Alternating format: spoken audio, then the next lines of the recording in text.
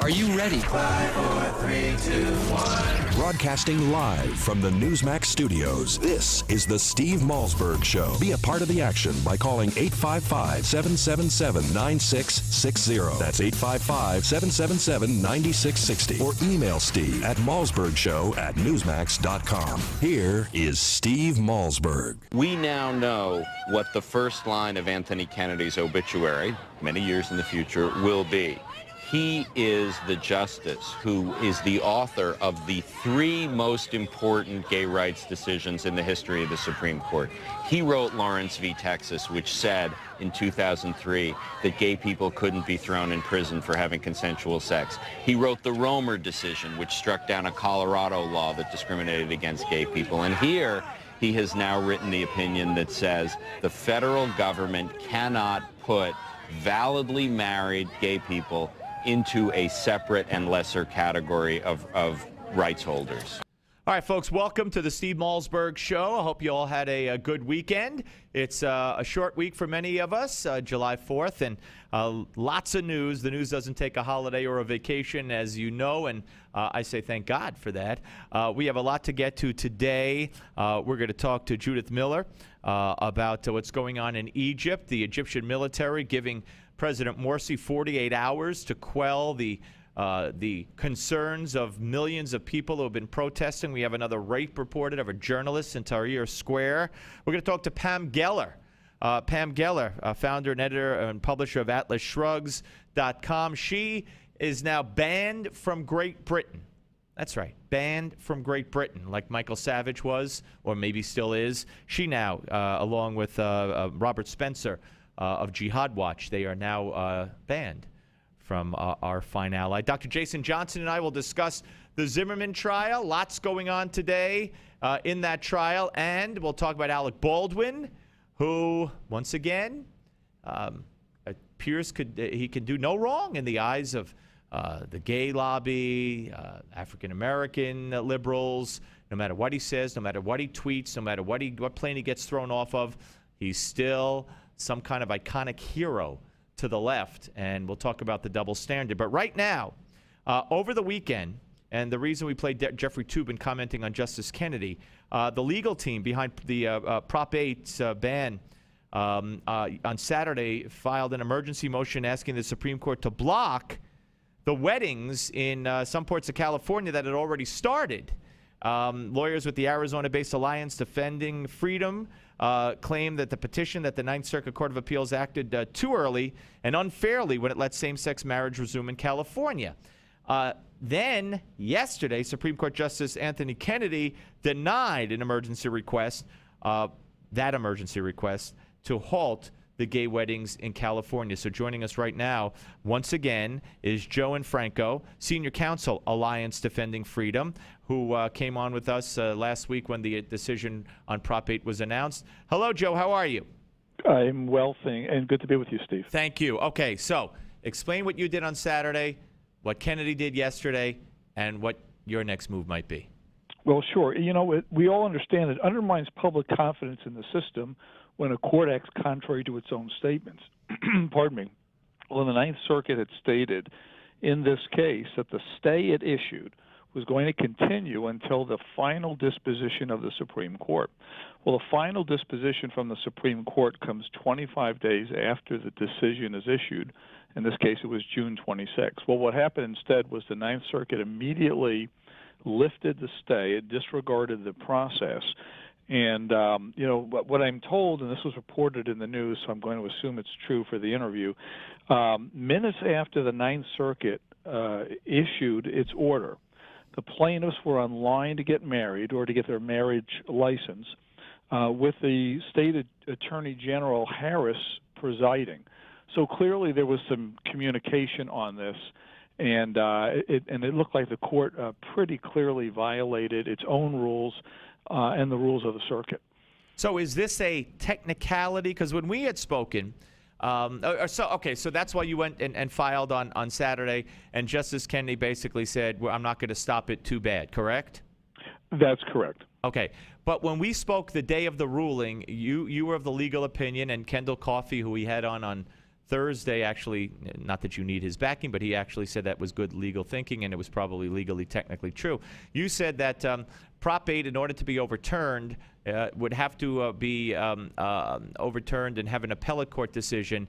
But because the Supreme Court, in its decision on Prop 8, vacated the appellate court decision, all that stood was a single judge. And under the California Constitution, that wasn't good enough. So is that still a factor, or is that? Yeah, well, we're still pursuing that. It's not the end of the road. We're exploring all options. You see, once that occurred, once the appellate division decision or the federal appeals court decision was vacated, it left us with an order that applied to the original parties to the lawsuit. So you're talking about 4 individuals. It could not be the basis of a statewide injunction. Now, these are more than nice legal technicalities, but how these things are going to play out, frankly, is very complicated. That's why we are doing all kinds of research and looking at all of our options. There are options in the federal court and the state court. But essentially what the Ninth Circuit did was it bypassed the period of time in which we would be looking at these things and urging the trial court how to redo its original order with the injunction.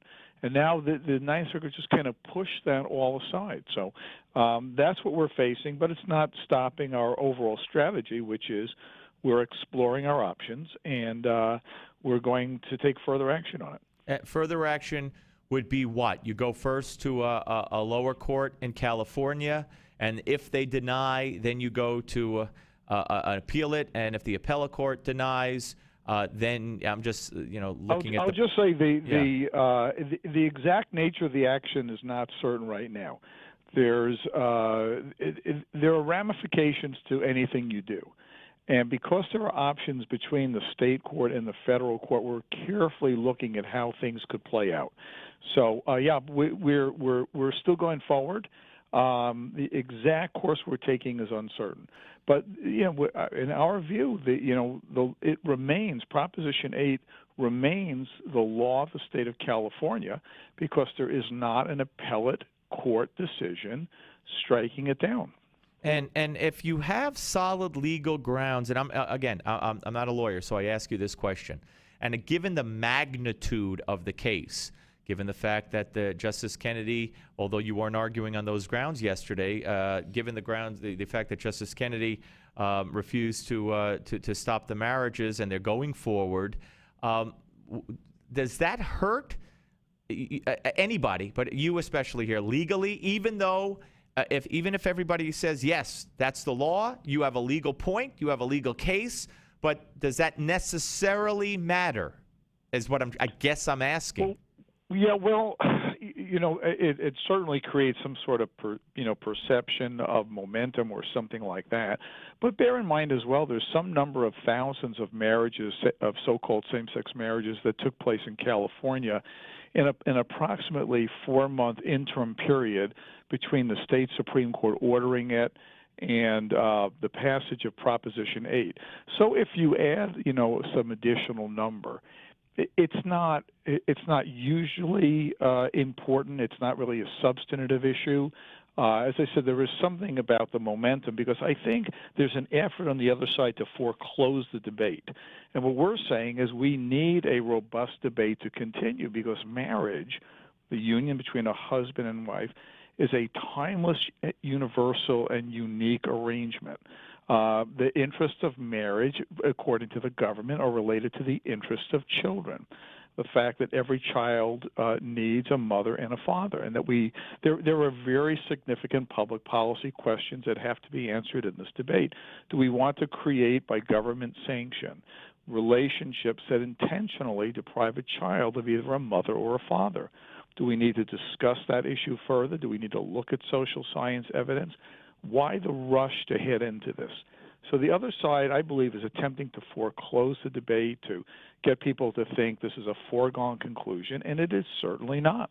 Okay, we have 38 states that still define marriage as one man and one woman, and this is a nationwide battle, a nationwide debate. It's going to continue.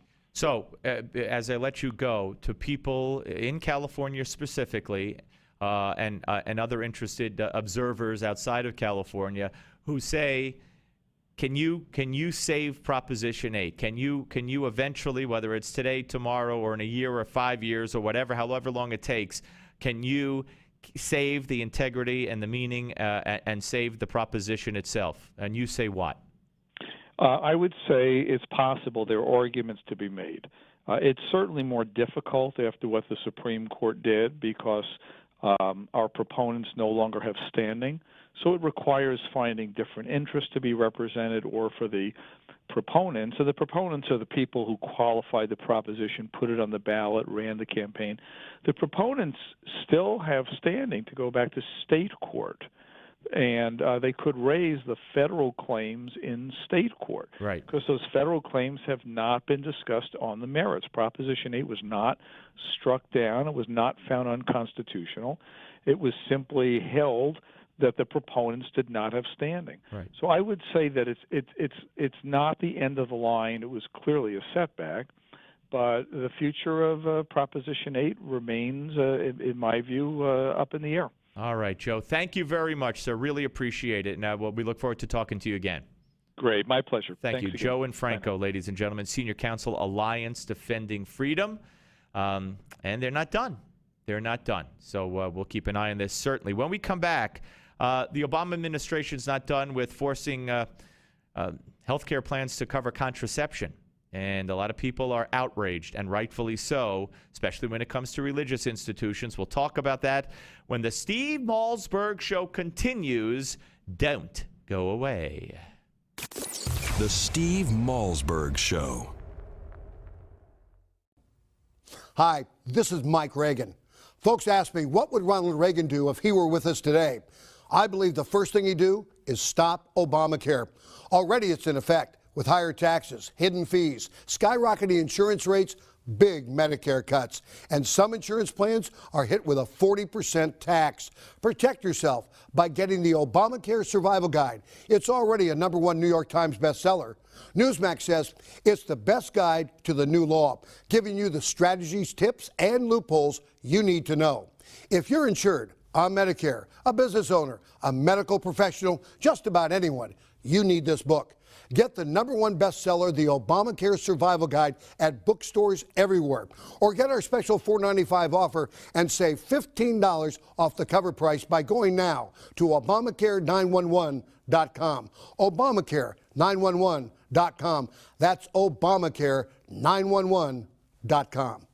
Hi, I'm Joan London, and if you're worried about your parent or a loved one living alone like I was, and you want reliable senior care information, then call A Place for Mom, the nation's largest senior living referral service. You'll get free information on assisted living, Alzheimer's care, nursing homes, even important financial information. They had obviously researched every place, not just given me names. Really? They found me a place for what she could afford, and it was magnificent. We're now very confident that she's safe, and they just helped every step of the way, and I can't thank them enough. So if you're struggling to find reliable senior living information, call A Place for Mom. This is a free service, and you can trust them to help you. If you're struggling to find reliable senior living information for your mom or dad, then call or go online to get the free help you need during this turbulent time. Call now, 800-908-1254, 800-908-1254. Meet Jim. Like many of us, Jim enjoys a busy life. Between work, family, and friends, his days zip along.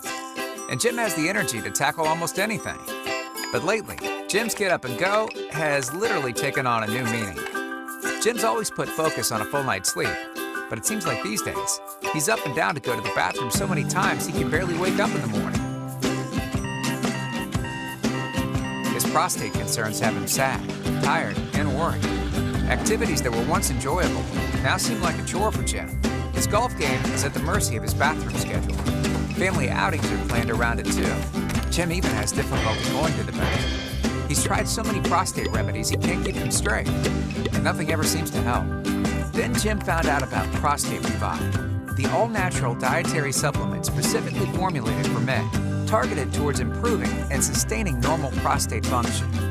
Prostate Revive includes 15 super ingredients never combined before, including saw palmetto extract, beta-cytosterol, pomegranate fruit extract, selenium, and other high-quality nutrients.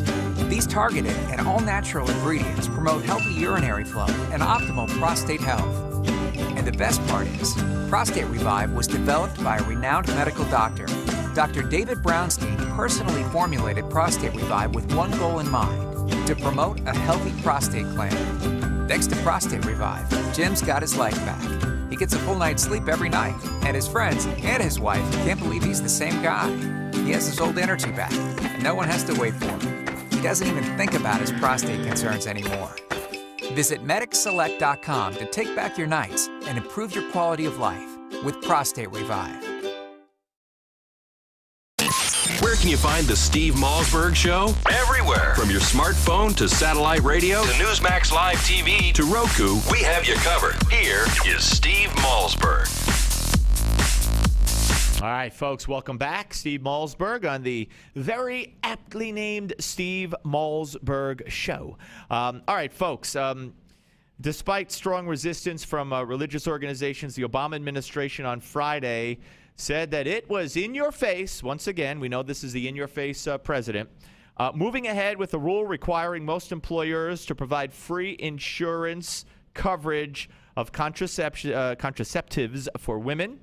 And, of course, this has touched off a legal and political battle that's likely to rage on. The final rule issued under the new health care law adopts a simplified version of an approach proposed by the government in February. And they say they're balancing the interests of women with the concerns of the Roman Catholic Church and other employers with religious objections. However, this isn't good enough, according to our next guest, Eric Rassbach, Deputy General Counsel of the Becket Fund for Religious Liberty. And they have represented plaintiffs in cases involving the contraceptive issue. And Eric, welcome, sir. Thank you for having me on, Steve. Well, it's my pleasure. So tell us what the government said on Friday in their wonderful compromise that they think it is, and tell us what you say in response to that. Well, they issued what's called the final rule, which they're required to do under administrative law to finalize a rule after getting notice and comment. So they propose a rule, get comments from everybody. In this case, a lot of comments really complaining vociferously about it, and then they issued the final rule. And they said this balances the interests of women and the interests of religious organizations, but frankly, there's just not much balancing going on.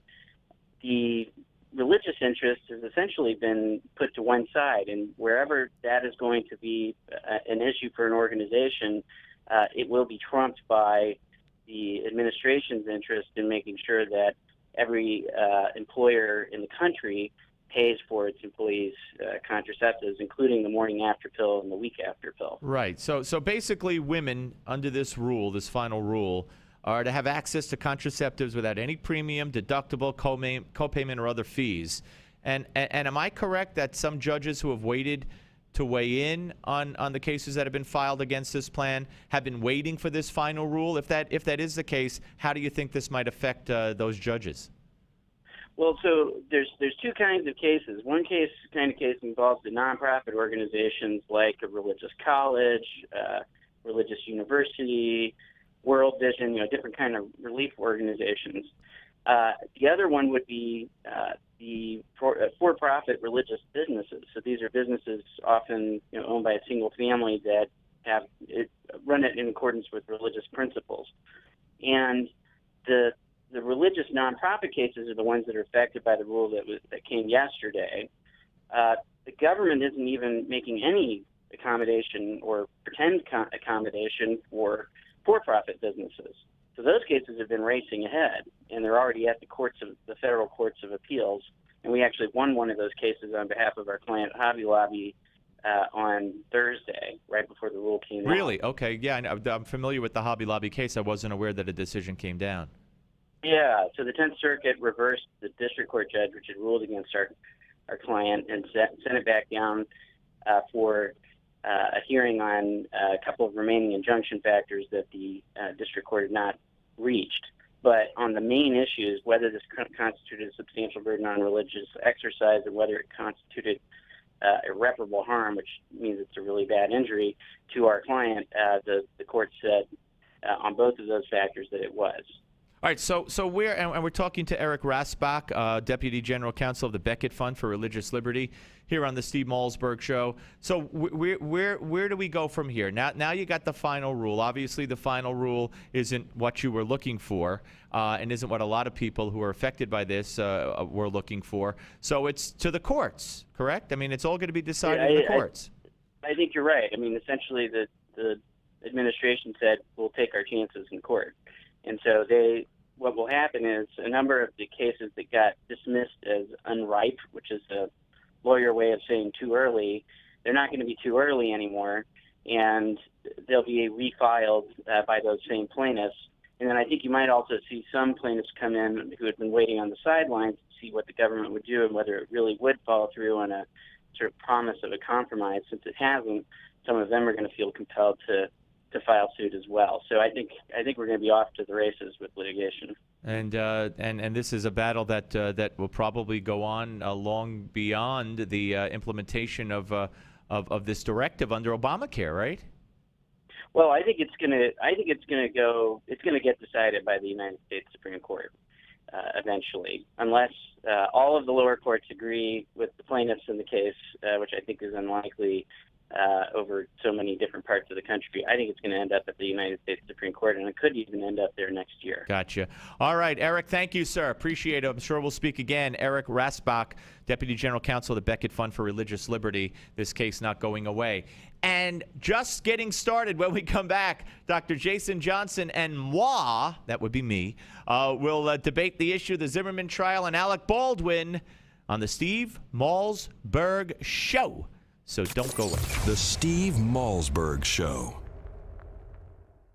According to the FBI Uniform Crime Report, there are over 5,000 robberies every day. Your home could be at risk of being burglarized. Don't put your loved ones and valuables in jeopardy. For just over $1 per day, your home can be protected from break-ins, fire, and more. Get the latest home security technology from Protect Your Home, your ADT authorized dealer. Over 6 million households sleep better at night with ADT monitored home security. What's more, Protect Your Home is offering you their latest equipment, an $850 value, absolutely free for qualified customers. Protect your loved ones and home today. Call now for licenses and to find out more. The call is free, 1-800-949-8201. That's 1-800-949-8201. Again, 1-800-949-8201. $99 installation charge, 36-month monitoring agreement at $36.99 per month. Payment by credit card or electronic bank account charge. For new homeowner customers with satisfactory credit history only. Local permit fees may be required. Certain restrictions apply. Cannot be combined with any other offer. Attention hip implant patients. Are you in constant pain? Have you received a letter from your doctor about your implant? Have you had or need a revision surgery? Do you have high levels of metal, chromium, or cobalt in your blood? Over 90,000 hip implant devices have been recalled due to defects and failures resulting in revision or replacement surgery. If you have a recalled hip implant, you may be entitled to substantial financial compensation. Call 800-460-0920 to see if your implant is affected by the recalls. If you or a loved one has a defective or recalled hip implant, you may be entitled to substantial financial compensation. Call 800-460-0920. That's 800-460-0920. Protect your legal rights today. Call 800-460-0920. This is an advertisement, not valid in all states. Paid non-attorney spokesperson. iLawsuit.com is an advertising group that represents lawyers advertising their services and is a free matching service for consumers. It is not a law firm or lawyer referral service. This is a referral service. Calls will be routed to an independent referral insurance agency. Do you know the number one cause of bankruptcy? No, it's not losing your job or running up credit card debt. It's not even divorce. It's medical costs. If you and your family don't have health insurance, just one serious illness or accident could be financially devastating. But now there's good news, really good news. A health insurance hotline has been established to provide health insurance for all Americans, even uninsured Americans with pre-existing conditions. Now anyone can get health insurance even if you have a pre-existing medical condition. I repeat, now anyone can get health insurance coverage. Call now for a free no-obligation quote on affordable health plans available to you. Again, this is a free hotline for anyone, even if you have pre-existing conditions. Protect you and your family from sudden unexpected medical costs. Call the free health insurance hotline right now at 1-800-910-3470. That's 1-800-910-3470. Call 1-800-910-3470. Obamacare. President Obama's massive health care law is taking effect this year. With over 15,000 pages of regulations, few even know what it means. Now, the Obamacare Survival Guide by Nick Tate gives you the shocking facts about this law. It's a step-by-step guide on how you can protect yourself.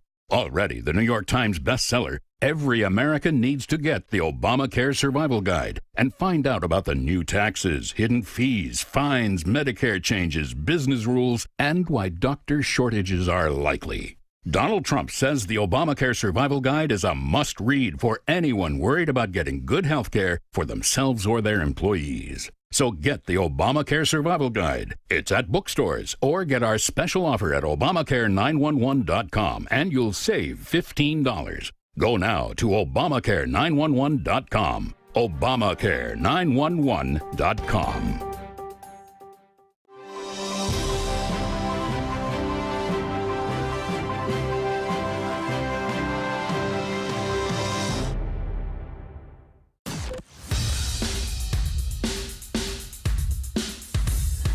This is not your typical Screamfest talk show. No. This is the next generation of talk radio. Here is Steve Malzberg. All right, ladies and gentlemen, we are momentarily about to be joined by our friend Dr. Jason Johnson, politics editor for The Source magazine, chief political correspondent for Politics365.com. I put on the CNN coverage of the Zimmerman trial this morning, and there was Dr. Jason Johnson, and he was giving his expert commentary along with the crew there on CNN. Do we have him yet? Okay, so let's welcome in without any further ado, Dr. Johnson. Hello, happy July, Dr. Johnson. Happy July to you. All right. So as I mentioned, I saw you on CNN. Good job this morning, as always. So we've had testimony today. A police officer, a voice expert for the FBI, now another police detective. Or right now, and for the past hour, they've been showing the walkthrough that Zimmerman gave the police detective a day or two after the shooting, took him through, and now they're showing, I guess, right after the shooting, they got him in the headquarters, and he's telling what he saw. So we haven't talked since Rachel Gentile, the whole thing. Right. So where do you think, if the case went to the jury today, what do you think would happen? My guess is he'd probably end up getting manslaughter. He won't get murder too, and I pretty much thought that from the beginning. And the reason why is because I don't think that and lawyers do this all the time. They charge you with something way beyond what they can prove so that they give themselves some wiggle room. I think at its core, the defense has not, and we haven't gotten to the defense yet, but the defense has not been able to explain the basic questions of why the screaming stopped when the shooting was going on. And I think the prosecution has done a halfway decent job of saying, look, you were getting your butt kicked, but it's not clear that you thought you were going to die. And that's really, this whole case really just boils down to those two factors. Well, you don't have to think you were going to die. The law is you have to think you were going to die or suffer severe bodily harm. Right. So he didn't have to think he was going to die. And you may say that the prosecution has shown because they measured the cuts on his head, the back of his head. Wait, let me finish. But the fact of the matter is, jurors, women, are going to accept the fact that this guy was on the bottom, this guy was getting punched, this guy had his nose whacked and broken probably, this guy had blood dripping out the back of his head, and you're going to convince these women that he didn't think he was in danger of getting killed or suffering grave extreme bodily harm? And if you're going to play the sort of gender and demographics line, these very same women have heard three different people. One person said otherwise, but they've heard three different people say they think a kid was screaming, and the screaming stopped when the shot went off, and that's the biggest problem. And they heard two police officers assume, because they weren't there, that given the circumstances, the screaming would have been coming from, and the witness who came out and then went in and called 911, that the screaming would have been coming from George Zimmerman. So what we have, first of all, I heard you this morning make this point, or in maybe your Twitter. So why would the screaming stop when the shot was fired? Yes. Because he fired the shot, and you don't know how you would. In other words, if you're wait, let me finish. If you're screaming because you're getting battered, and you pull out your gun and you do something that is as traumatic as shooting someone, and he stops hitting you, you'll stop screaming. That's your case? You just mentioned three different things. And first off, I'm not making the case. I'm talking about the state. I'm talking about what likely makes sense to somebody who doesn't know anything about the situation. Number one, remember, Zimmerman said that Trayvon was covering his mouth and beating him. So it doesn't make any sense that he could have been screaming at the time. He says he saw somebody, he yelled for help, then his mouth was covered. So at the time of the shooting, either Trayvon magically let go of his mouth or Trayvon was the one screaming for help. That's an inconsistency with his own story. The second thing is this. Let's be perfectly candid, and you got to go by the common sense rule, not thinking too hard. If somebody is beating the stuffing out of me and I shoot them, I'm not going to stop screaming. One, Zimmerman... Really? Based on what? How is that common sense? Based on what? Because I would say... because Zimmerman himself said he didn't even know that Trayvon was dead. He said that Trayvon told him, "You got me." Right. He stopped hitting him. I'm going to say, get off me. Oh, my God, because he's not aware. That doesn't make any sense, Steve. It really doesn't. He stopped pummeling him when he was shot. He was yelling for help because he was being beaten. Once the shot is shot. Look, here's the thing. I really laugh at him. Oh, he'll get manslaughter because they overcharge it. There is not one scintilla of evidence beyond a reasonable doubt in this case that shows anything but pure self-defense. Absolute pure self-defense. You have believed that from day one because you're conservative. Where's the evidence? Your evidence to show that he's guilty of manslaughter is that he stopped screaming after he shot the guy? Not had a year and a half of information they've been paying attention to, nor do they have an ideological motivation to support one side or the other. That's what I'm saying. Where's the evidence that they've heard beyond a reasonable doubt that leads them to manslaughter? The entire case. What's that? Talking about people who have never heard of the entire case. Right. So where's the evidence beyond a reasonable doubt for people who never heard of the case that leads them to manslaughter? Has been inconsistent. Really? What's been inconsistent? George Zimmerman said the guy jumps out of the bushes. There's no bushes there. George Zimmerman said... No. Where do you get there's no bushes there? There absolutely are. On the walkthrough today, he showed where the bushes were. The bushes are 25 feet away. Trayvon Martin is Superman. He jumped out of the bushes 25 feet and sucker punched him. Okay, so that's manslaughter to you? What I'm saying is you also don't have, there's no DNA evidence on Trayvon Martin. There is no bruising on his... We haven't gotten to that yet, and it doesn't have to be DNA evidence, as you'll hear in testimony. It all magically disappeared in the rain, and no one would buy that. Excuse me. Wait. Time out. So you're saying that Trayvon Martin did not break George Zimmerman's nose and did not pound his head into the ground. Is that what you're saying? What I'm saying is the prosecution has made the case that it's very hard to believe that he was being that brutalized if you have no defensive wounds and you have no DNA evidence. Wait. Defensive wounds? What kind of defensive wounds on who?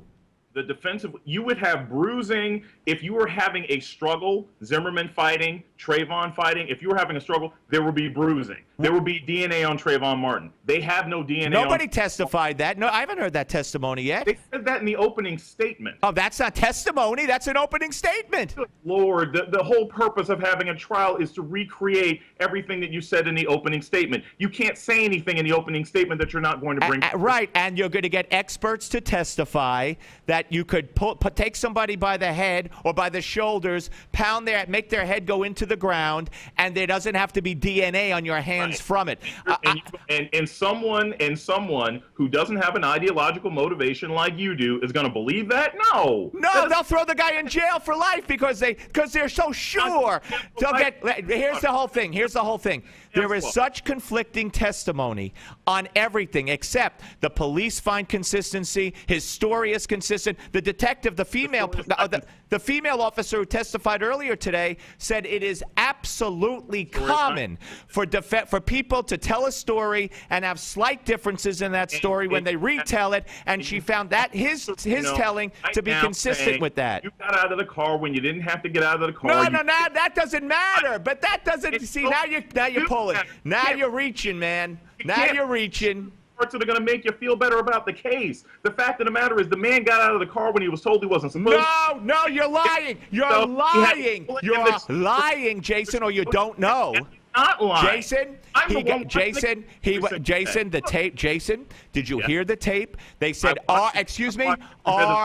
Jason, are you following him? Yes, you don't need to do that. They did not say, don't get out of the car. So that's a lie, Jason. No, you are lying because really? You have ideological motivation to say that George Zimmerman's innocent. What I'm saying is this. No, you're misrepresenting what was on the tape. If the police told you you don't have to Not the police, Jason. Wasn't the police. Another lie, Jason. Not the police. Not 911. They didn't tell him don't. They said you don't have to. They didn't tell him while he was in the car. They said it when he was already following him. Come on, Jason. You're not going to get out of the car, Steve. If you get a call, if you were a neighborhood watch person and the dispatcher or the cop or whoever says you don't have to do that, you're not going to get out of the car. Jason, the problem is he was already out of the car. Oh, he wasn't. Oh, yes, he was. There's no question there. No, he wasn't. Okay, Jason, the question from the tape was, are you following him? Yes, you don't need to do that. Isn't that what the tape said? He told him, you don't have to get out of the car. No, Look, here's the thing, Steve. You can, again, like I said, I know you conservatives are committed to making sure that he managed to kill this young boy and he gets off with it. I know that's important to you guys. But for those it's important to us, guys. You know what's important, Jason? That an innocent man doesn't go to jail. I'm sorry? What's important to me is that an innocent man acting the way any of us would have in self-defense doesn't go to jail. Killed a 17-year-old boy who was acting like a thug, which you said to me earlier, months ago when we talked about this case, and that he gets away with it. Time out. I said, time out. I said he was acting like a thug. You went into his background. You said this kid's been in trouble. Yes, he has been in trouble, but that's neither here nor there. And so I'm simply repeating what you have said in the past, and you have an ideological motivation for saying. And I'm like, fine. No, I'm going by the evidence, Jason, and I am not lying like you are, sir. You're making it up. Zimmerman to get off. I don't care if he does or not. You're making it up. That is what actually happened. If you're sticking by your version of the 311 call, then you're either misinformed or you're lying. Mindset of the jury. I do not know what the jury will finally decide. My guess is that they will probably conclude manslaughter. They could find him innocent. He's actually innocent legally. You're innocent until you're proven guilty. You insist on believing that you can read minds. Your skills are wasted, Steve. If you can read minds this well, I can't. But Jason, you're making things up, Jason. It's probably going to be manslaughter because, look, the guy engaged in a series of behaviors that would look to be reckless to most people who don't know anything about the crime. I couldn't disagree with you more. Again, I go back to the tape, and I suggest you listen to the tape. I know it doesn't matter to CNN what the facts are. I know it doesn't matter to the AP, who still write it as a 911 call, and it was not. Who still say a police officer told him on the 911 call, and it was not. But it should matter to you, Jason. Jury, it doesn't matter to the jury. No, look, I don't care if it's a mall cop. I don't care if it's a dispatcher. I don't care if it's the chief of police of the city of New York. If somebody in legal authority tells you you don't have to do that, most people, and remember, I spoke to a lot of people who actually believe that George Zimmerman's innocent when I was down in Sanford. But what they consistently said, and remember, we're dealing with a jury that doesn't have a strong opinion one way or another. Even people who think that Zimmerman's innocent kept saying, look, the guy never should have gotten out of the car. That's not the issue, though. They'll be instructed that it's not. the issue that you could up until the point of the fight, George Zimmerman did nothing illegal. If you get out of the car when the people tell you not to get out of the car, and you already have Jason, I got to tell you, you're lying. You are a liar because you have a motive. Jason, I'm done. Enough with the interview. I'm a liar because I have a motivation? No. I may have a motivation, but that doesn't make me a liar. He was told, he was said, are you following him? Yes. You don't need to do that. How does that translate to he got out of the car after he was told? By the way, he wasn't told. Don't. Stay in the car because he wasn't in the car. He was told. We're going to pull that tape up. Chad, I hope you're listening, man. I want the tape, the 911 tape, where he said, he was asked, are you following him? Yes. We don't need you to do that. That is not disobeying someone who said, stay in the car. Now, that is a lie. He is lying. I can't believe that a man who CNN would use is on CNN and doesn't know about the tape. But, folks, somewhere I have here an AP story that shows AP right before the trial started. You know what it said? He disobeyed. He was told by a 911 police officer to stay in the car. He disobeyed. No, he did not. Now, yes, I think I've thought all along, based on the evidence that's leaked out from day one, that this man was exercising his right to self-defense. And I still believe that. But you're not going to come on with me and try to have a discussion, an argument, a point, counterpoint, and say he disobeyed the police officer. Wasn't a police officer, and he doesn't care if it's a mall cop. Okay? He doesn't care if it's a mall cop. George Zimmerman did nothing illegal. Nothing illegal. Calling 311, following him. He explained on the tape for the world to see, for the jury to see today, why he followed him. He wanted to get them an address. He didn't have an address. He didn't know the street. He wasn't familiar with that side of the complex. So he got out of the car, and I will bet my bottom dollar the tape said, are you following him? Yes, sir. We don't need you to do that, or you don't need to do that. He wasn't told, stay in the car. Okay?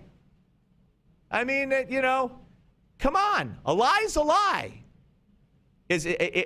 Are they that desperate on the left? The ones that want to convict George Zimmerman, that they got to make things up? AP?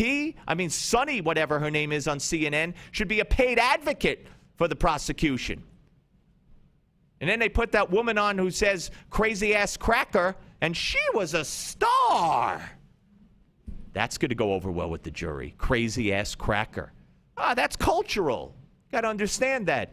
People on the jury.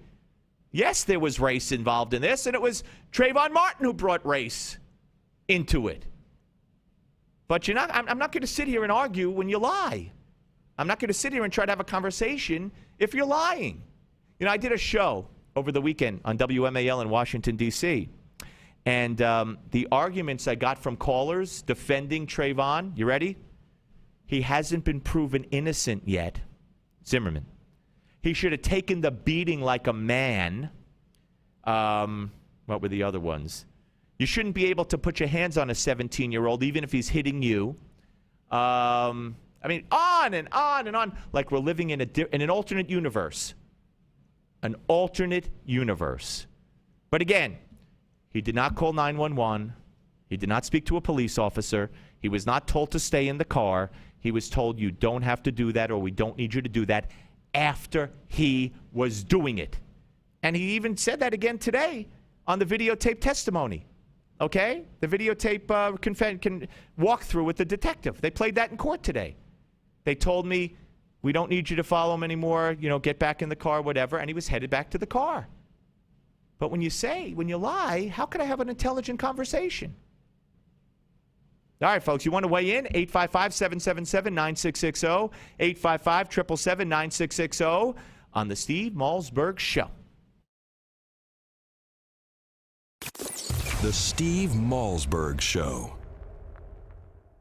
Obama wants your money, and he's determined to get it. He wants your money to buy off unions, his Wall Street cronies, and to expand the Obama welfare nation. Well, Swiss America is determined to stop him from stealing your money. They want to send you an award-winning film, I Want Your Money, on DVD that exposes his plan. It'll help keep the government's hands off your money using gold, silver, and other hard asset strategies to protect your hard-earned money. Call today and request the DVD, I Want Your Money, normally $19.95, yours absolutely free. Let Swiss America show you how to use gold, silver, and other hard assets to protect your hard-earned money. Call now. 800-978-3907, 800-978-3907. Call Swiss America right now. Learn all about investing in gold.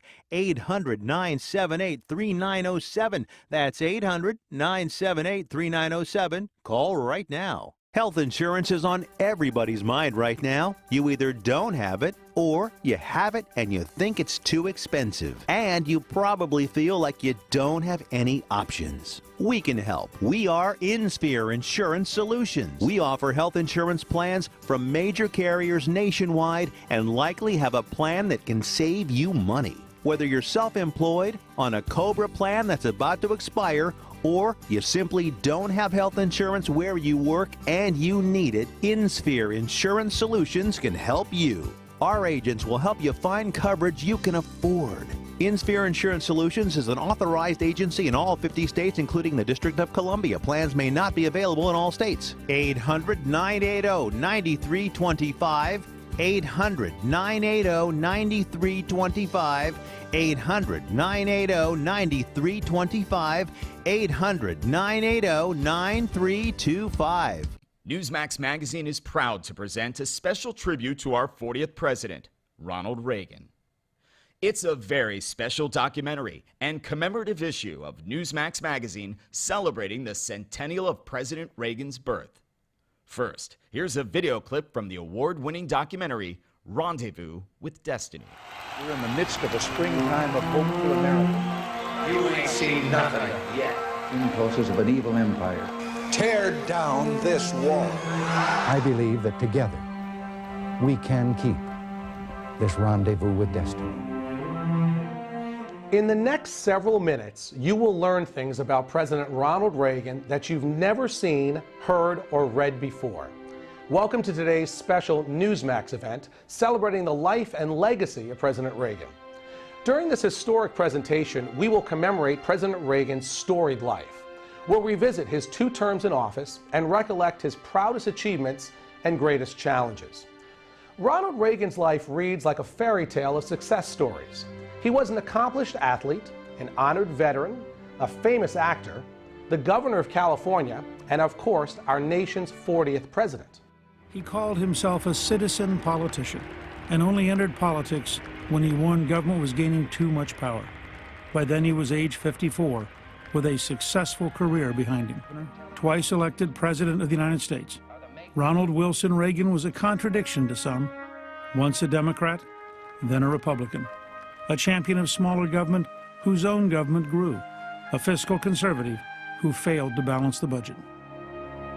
His critics mistook his affability for weakness, but behind the smile and the charm existed an extraordinary leader with unique skills and bold and revolutionary ideas. We only had time to share just a few of the top defining moments in Ronald Reagan's presidency, but you'll get to see them all in Rendezvous with Destiny. By the way, the president's close relationship with the Pope is especially fascinating. You'll also learn how dealing with an alcoholic father helped shape Reagan's ability to negotiate. And if you ever wondered what the leader of the free world likes to get for the holidays, well, you'll find that out as well. So let's review today in this free offer. We are sending you a copy of Ronald Reagan, Rendezvous with Destiny, and the collector's limited edition of our issue commemorating the 100th anniversary of President Reagan's birth. Right now, when you subscribe to Newsmax Magazine, you can own both the DVD and receive the special Reagan 100th Birthday Commemorative Edition. That's $25 in bonus gifts when you subscribe. Go to newsmax.com/Reagan13 to subscribe today. Join the millions who read Newsmax magazine every month.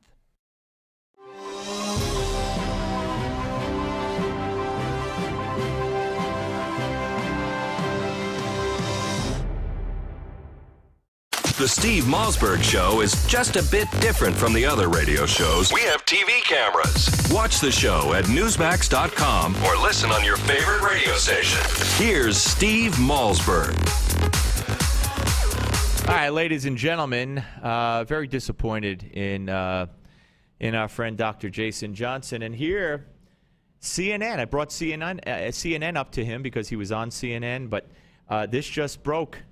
Headline on Drudge during the commercial break. And by the way, I think we're getting the transcript of the 911 call. On Monday, that's today, CNN showed George Zimmerman's social security number and other personal information over the air. Let me repeat that. CNN showed George Zimmerman's social security number and other personal information, and Twitter's going nuts. Young Goddess tweets, I got George Zimmerman social security number, na boo boo. And right on down the line. Just hand it over, sir. Transcript. Okay, transcript. 911 dispatcher. Are you following him? Zimmerman, yes. Zimmerman, yes. Okay, we don't need you to do that. I rest my case.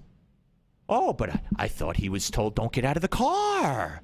And he disobeyed orders. Get the facts straight. And I wish I could say it was just Jason Johnson. But it's the AP. It's CNN. They cavalierly misrepresent the facts. And I'm sorry, I don't know about Jason, but I don't believe that everyone else is doing it out of dumbness, out of ignorance, out of lack of knowledge. I think they're doing it with a purpose. Now, I've known this since the 911 call was made public, a year ago? Okay? Are you following him? Yes, we don't need you to do that. Not stay in the car, don't follow him. I'm right. Jason Johnson was wrong. AP is wrong. CNN is wrong. So take that on the Steve Malzberg Show. The Steve Malzberg Show.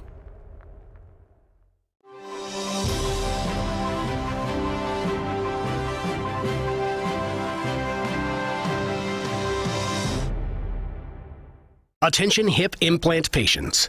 Are you in constant pain? Have you received a letter from your doctor about your implant? Have you had or need a revision surgery? Do you have high levels of metal, chromium, or cobalt in your blood? Over 90,000 hip implant devices have been recalled due to defects and failures resulting in revision or replacement surgery. If you have a recalled hip implant, you may be entitled to substantial financial compensation. Call 800-460-1530 to see if your implant is affected by the recalls. If you or a loved one has a defective or recalled hip implant, you may be entitled to substantial financial compensation. Call 800-460-1530. That's 800-460-1530. Protect your legal rights today. Call 800-460-1530. This is an advertisement, not valid in all states. Paid non-attorney spokesperson. iLawsuit.com is an advertising group that represents lawyers advertising their services and is a free matching service for consumers. It is not a law firm or lawyer referral service. Don't complain about your cable bill going up and up and up. Do something about it. Grab a pencil and jot down this special number, 1-855-625-MY-TV. The more cable TV rates go up, the better digital satellite TV looks. So cancel the cable and get more of your favorite channels in 100% digital quality for less money. Call 1-855-625-MY-TV. Right now to sign up for packages starting as low as $19.99, and there's no equipment to buy. You get free HD TV upgrade, a free DVR upgrade, and free professional professional installation. You control what you watch when you watch it. Record your favorite shows. Pause and rewind live TV. Even skip the commercials. Watch local channels too. At just $19.99, what are you waiting for? Pull out your major credit or debit card. Call 1-855-625-MyTV. 1-855-625-MyTV. Cancel the cable, cut costs, and get more. 1-855-625-MyTV. 1-855-625-MyTV.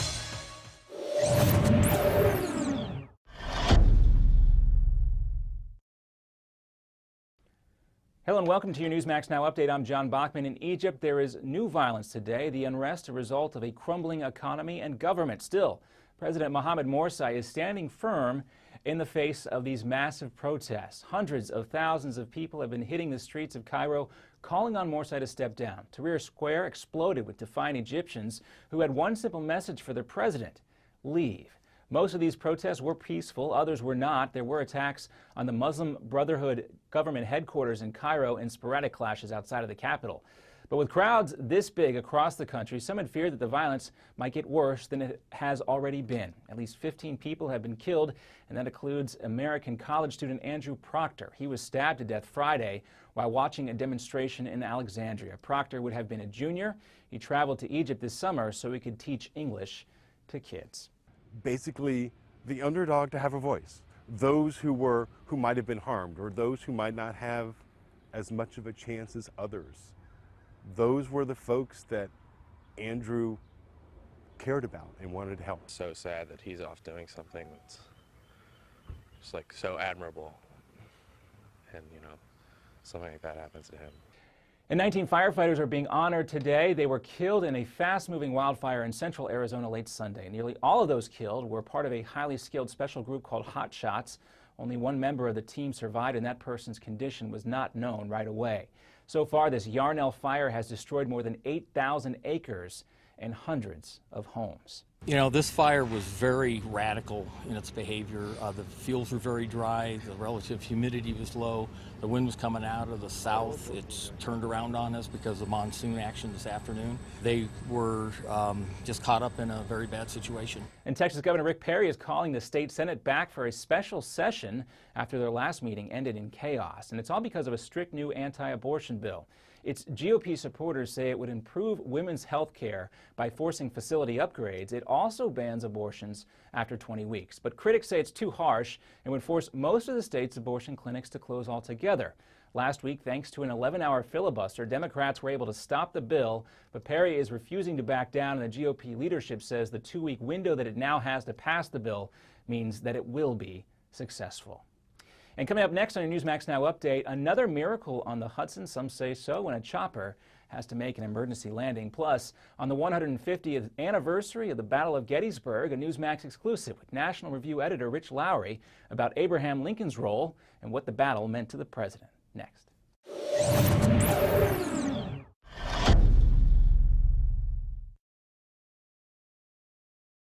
If you are successful at what you do, whether you're a doctor, a lawyer, a business owner, or you have a great career, you understand the concept of protecting yourself. Well, are you protecting yourself, your family, and your assets with quality term life insurance? Consider these possible rates. A man age 45 non-tobacco user could obtain $1 million of coverage for as little as $75 a month. And this rate is fixed for the next 10 years. We specialize in policies of $500,000 and above. A man age 50 non-tobacco user may be able to obtain $500,000 of coverage for as little as $115 a month. And this rate is fixed for the next 20 years. We have great rates for smokers too. Call the Term Lifeline now. 800-430-1309, 800-430-1309, 800-430-1309. Do you owe the IRS? Do you have unfiled tax returns? Have you received a wage garnishment or bank levy? Maybe a lien has been filed against you.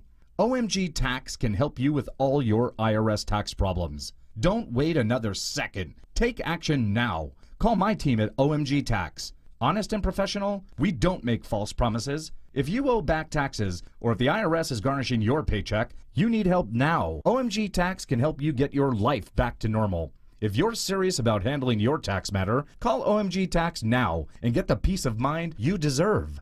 Don't let the IRS take your next paycheck. Stop waiting and call our team at OMG Tax. OMG Tax has a straightforward, no-nonsense approach and has helped many Americans resolve their IRS nightmare. Call OMG Tax now. Call 1-800-255-6485. That's 1-800-255-6485. 800-255-6485. And welcome back. Witnesses are calling it a mini miracle on the Hudson. A chopper splashed down yesterday in the Hudson River in New York City, the same place where Flight 1549 landed 4 years ago. The pilot managed to bring it down intact and upright. He quickly deployed the flotation devices to keep it from sinking. Boaters moved in quickly and rescued the pilot and the 4 tourists on board from Sweden. Investigators are now trying to determine the exact cause of the accident. And 150 years ago today, the Battle of Gettysburg started, and during an exclusive interview with Rich Lowry, the editor of the National Review and author of the new book, Lincoln Unbound, says that few Americans today appreciate how close the nation came to collapsing. We tend to think big historical events are inevitable. They would have turned out, the way they turned out, that's just inexorably the way they had to go. It's never the case. And to see this interview and more of our exclusive content, stay with Newsmax.com. This has been your Newsmax Now update for July 1st. I'm John Bachman. Now here's the Steve Malzberg Show in New York.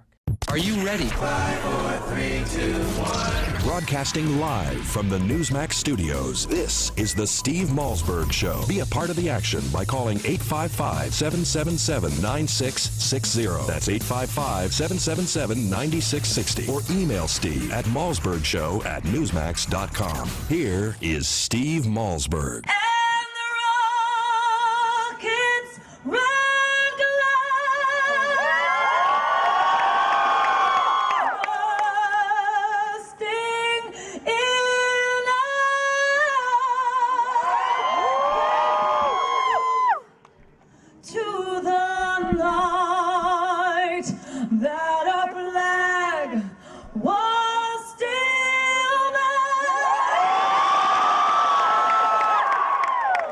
All right, ladies and gentlemen, that was Lady Gaga with, I guess you could call it her rendition of the Star-Spangled Banner. Welcome back, and better than ever, to the Steve Malzberg Show, hour number 2, Monday edition, July 4th week.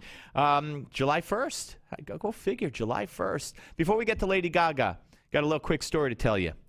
It was raining so hard in where I live today, in my part of New Jersey. I mean, so hard. First of all, I had trouble getting on the road to come here. Flash floods, places closed, cars backed up. But thank God I got here okay. So I go out, and today is trash day. So I live in a development, and there are trash cans all over the place, okay? And there was some laying from 2 houses over laying in front of my house. So I picked them up, and the garbage man hadn't come yet. The trash man, whatever they call him, no derogatory intent there. So I picked them up and put them back like, okay, so I'm looking around. I say, where's mine? Where's mine? I mean, the rain had stopped. The wind had stopped. I saw it from 3 houses down in front of mine. But where was mine? So I'm looking up and down. I don't see it. I'm looking across. I'm looking in my driveway. Maybe somebody put it behind. Nowhere. So I said, let me just check this out. So I go all the way down to the end of my complex.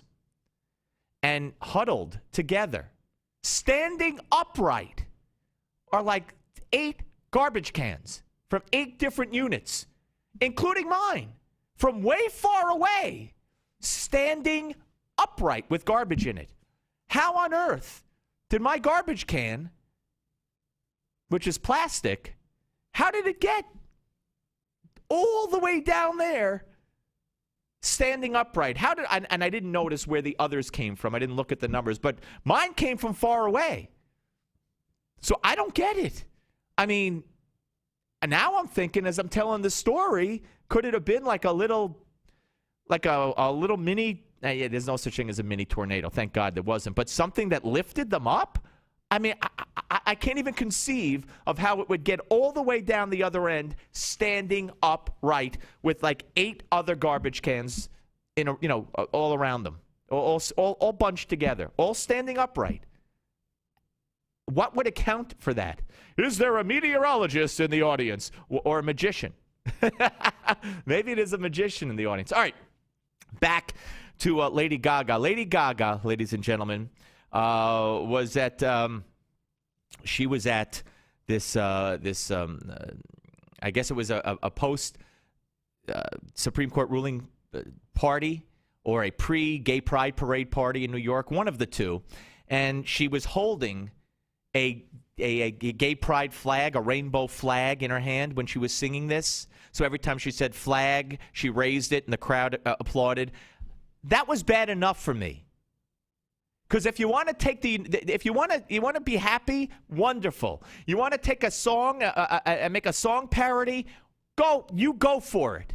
But leave the national anthem of the United States of America the heck alone.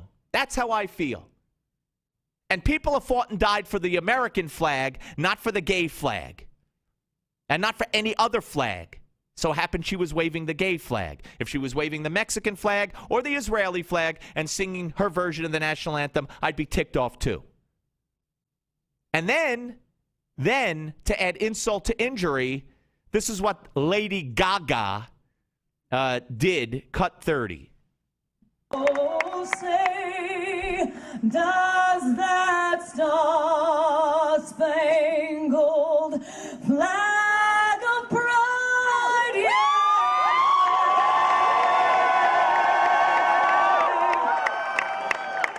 O'er the land of the free and a home for the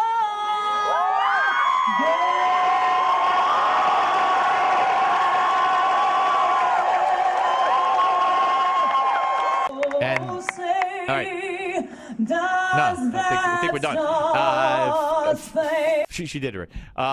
And the home, instead of the brave, for the home for the gay. Now, or gays. I don't know if she put an S on there or not.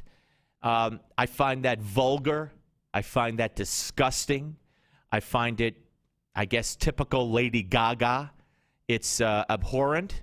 She should apologize. It reminds me of Roseanne, the bar, another disgusting person, in my view, for various reasons, not the least of which she dressed up as a Nazi and put little cookies that she said that she intimated were Jews into the oven and took a picture of it and plastered it all over Facebook. But Lady Gaga, now I lost my train of thought. There's no place for that. There's no place for that. You want to celebrate, you celebrate. You want to hold a rally, you hold a rally. You want to sing and you want to take a song and make a parody out of it, you go ahead. You leave the national anthem alone. You leave the national anthem. Oh, yeah, Roseanne Barr, when she's at a baseball game several years ago, she sang the national anthem.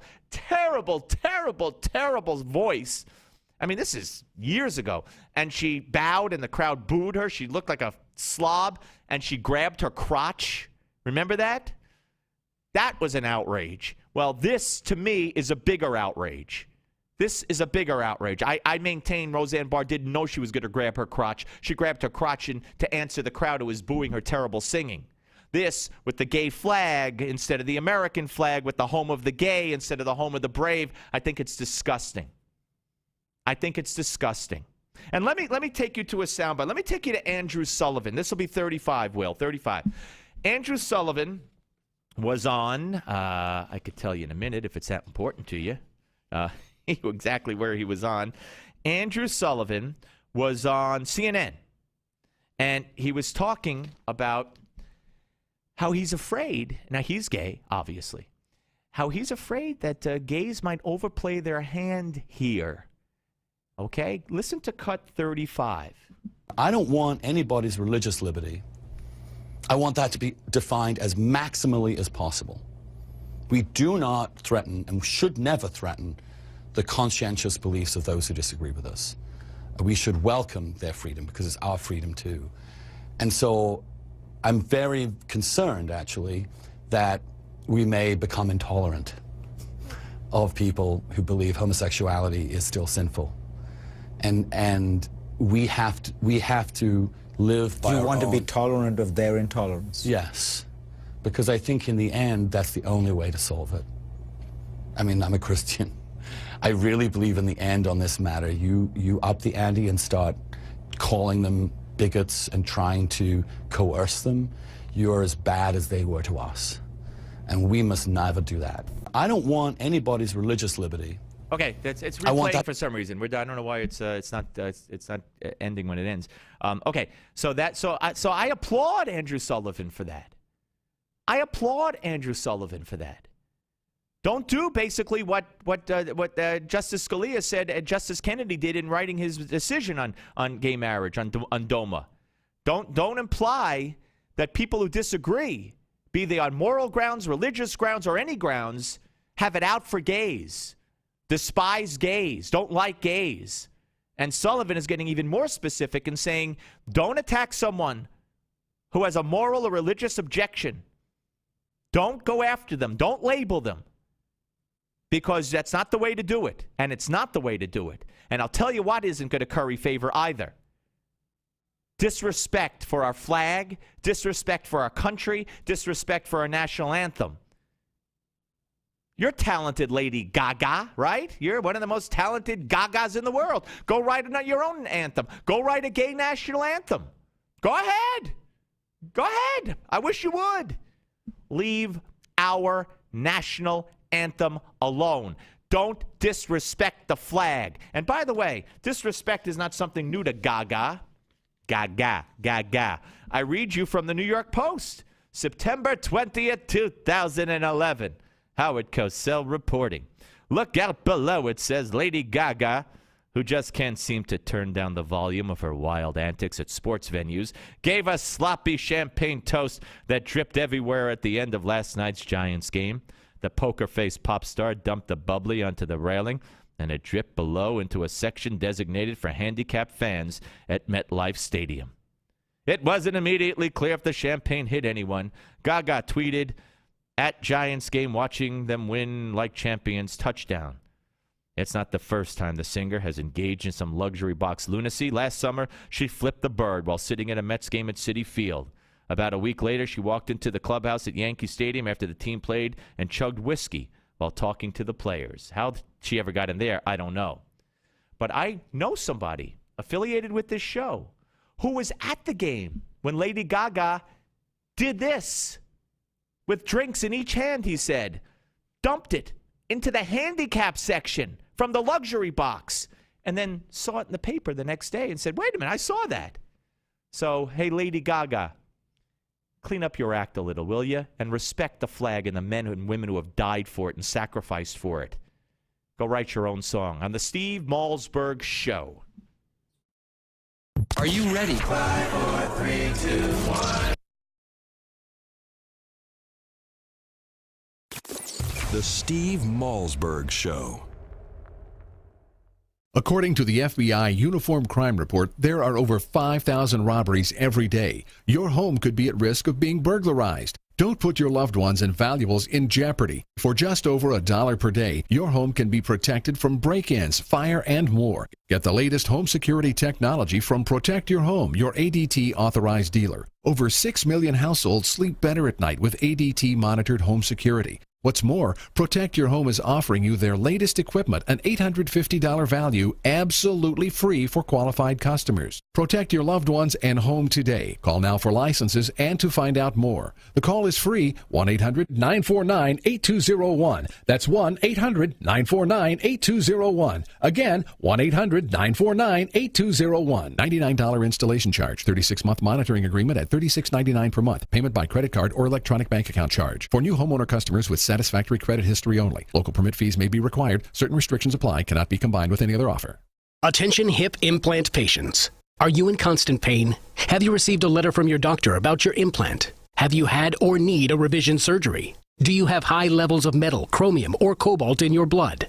Over 90,000 hip implant devices have been recalled due to defects and failures resulting in revision or replacement surgery. If you have a recalled hip implant, you may be entitled to substantial financial compensation. Call 800-460-0920 to see if your implant is affected by the recalls. If you or a loved one has a defective or recalled hip implant, you may be entitled to substantial financial compensation. Call 800-460-0920. That's 800-460-0920. 0920. Protect your legal rights today. Call 800-460-0920. This is an advertisement, not valid in all states. Paid non-attorney spokesperson. iLawsuit.com is an advertising group that represents lawyers advertising their services and is a free matching service for consumers. It is not a law firm or lawyer referral service.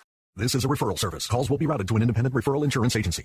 Do you know the #1 cause of bankruptcy? No, it's not losing your job or running up credit card debt. It's not even divorce. It's medical costs. If you and your family don't have health insurance, just one serious illness or accident could be financially devastating. But now there's good news, really good news. A health insurance hotline has been established to provide health insurance for all Americans, even uninsured Americans with pre-existing conditions. Now anyone can get health insurance even if you have a pre-existing medical condition. I repeat, now anyone can get health insurance coverage. Call now for a free no-obligation quote on affordable health plans available to you. Again, this is a free hotline for anyone, even if you have pre-existing conditions. Protect you and your family from sudden unexpected medical costs. Call the free health insurance hotline right now at 1-800-910-3470. That's 1-800-910-3470. Call 1-800-910-3470. Obamacare. President Obama's massive health care law is taking effect this year. With over 15,000 pages of regulations, few even know what it means. Now, the Obamacare Survival Guide by Nick Tate gives you the shocking facts about this law. It's a step-by-step guide on how you can protect yourself. Already the New York Times bestseller, every American needs to get the Obamacare Survival Guide and find out about the new taxes, hidden fees, fines, Medicare changes, business rules, and why doctor shortages are likely. Donald Trump says the Obamacare Survival Guide is a must-read for anyone worried about getting good health care for themselves or their employees. So get the Obamacare Survival Guide. It's at bookstores or get our special offer at Obamacare911.com and you'll save $15. Go now to Obamacare911.com. Obamacare911.com.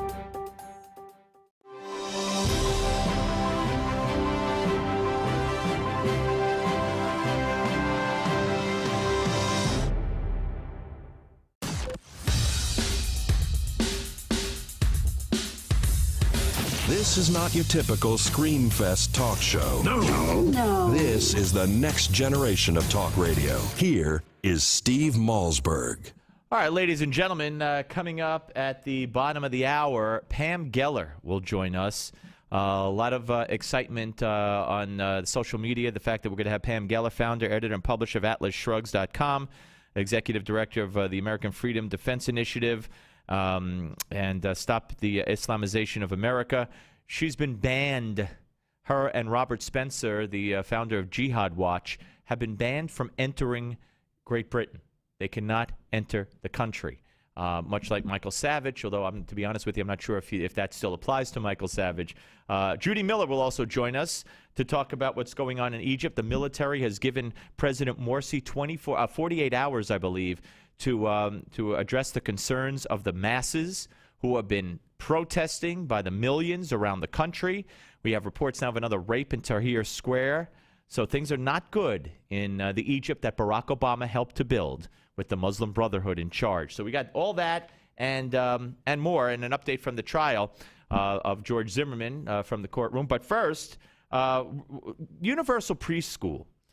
This is an issue. This is a notion that Barack Obama has talked about. And we're joined now by John Modica, education expert, founder of Nutmeg Education, to talk about why he believes universal preschool is a good thing. Hey, John, how are you? Hey, Steve, how are you? Good. I'm glad we were able to get you set up there. All right, so we don't have a lot of time, unfortunately, about 4 minutes, but why universal preschool? I mean, you know, I grew up in an era where hardly anybody went to preschool at all. Right. Well, let me, two quick things, and I think this will sort of bring all the points at home.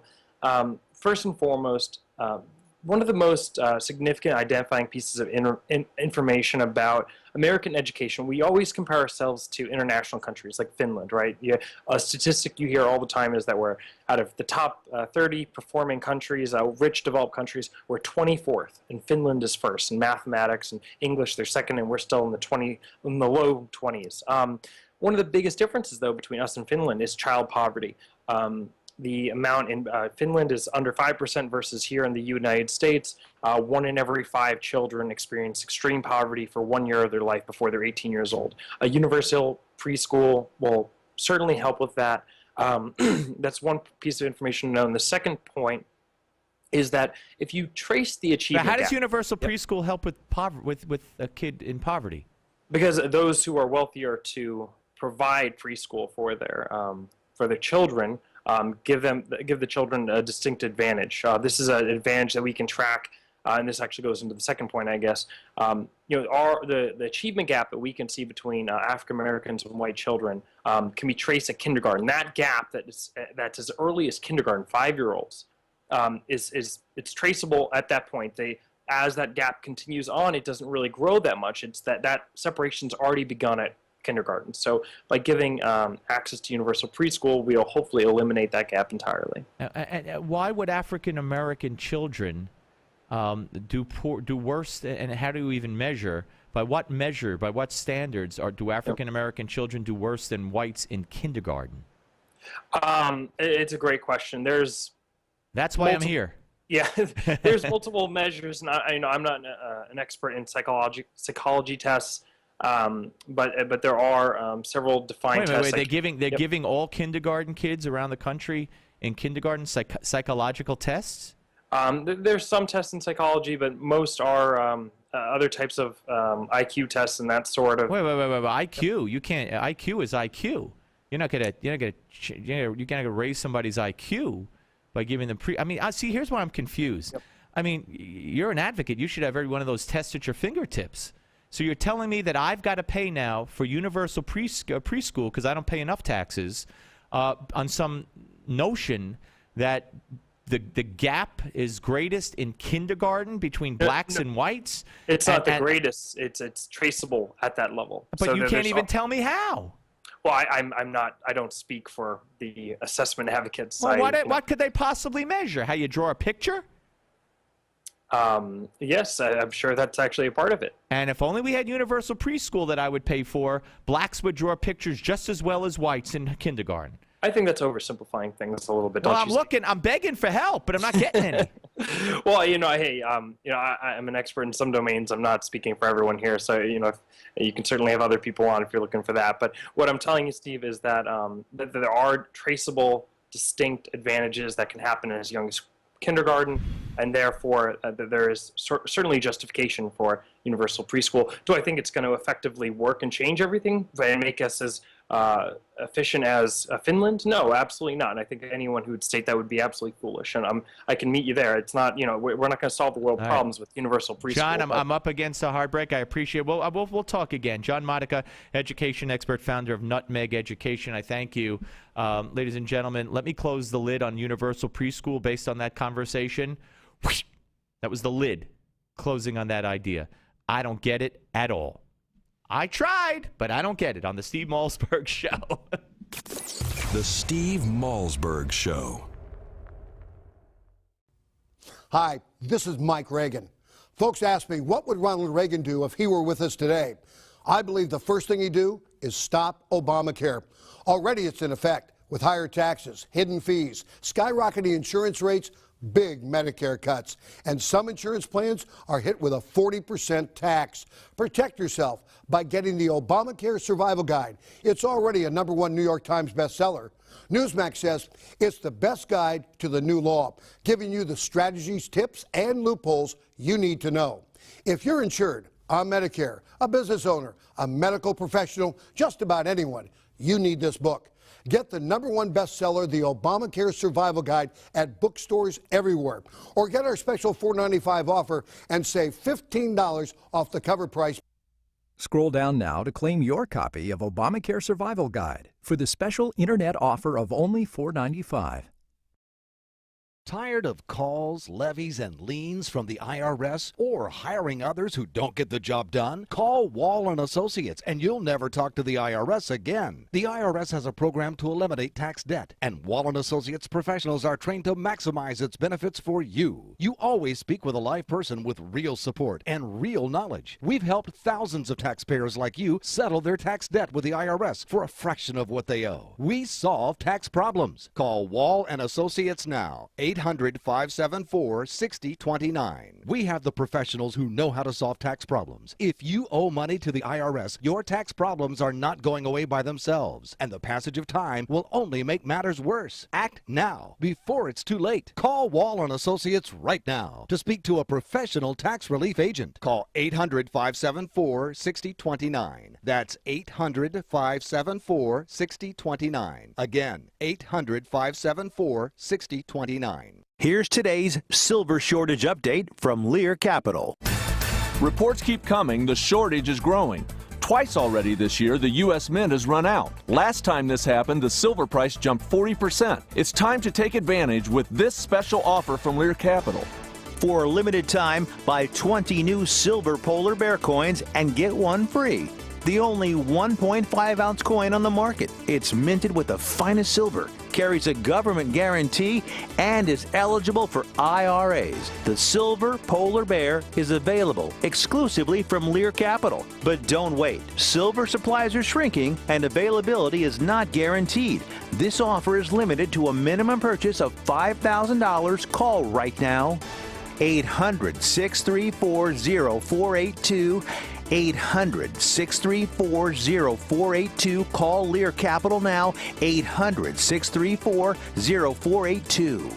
If you need to lose weight and would like to get paid for it, that's right, I said get paid to lose weight. Just listen to the following announcement. The makers of GCE Green Coffee Bean Weight Loss are looking for real testimonials from real people and will pay you per pound to meet or exceed your weight loss goal. Until now, the secrets of green coffee's fat-burning power has been limited. But thanks to Dr. Oz, the secret is out. And now, this authentic green coffee bean fat burner is available in easy-to-take tablets. There are no expensive meals to buy or strenuous workouts. Simply take one tablet before each meal and record your progress. Only the first 200 callers are guaranteed to be accepted into the program. So if you're serious about losing extra weight and want to earn extra cash for fitting into your skinny jeans again, call 800-383-9230 now. Call 800-383-9230. 800-383-9230. Space is limited, so hurry and secure your spot today. 800-383-9230. Some conditions apply. 800-383-9230. 800-383-9230.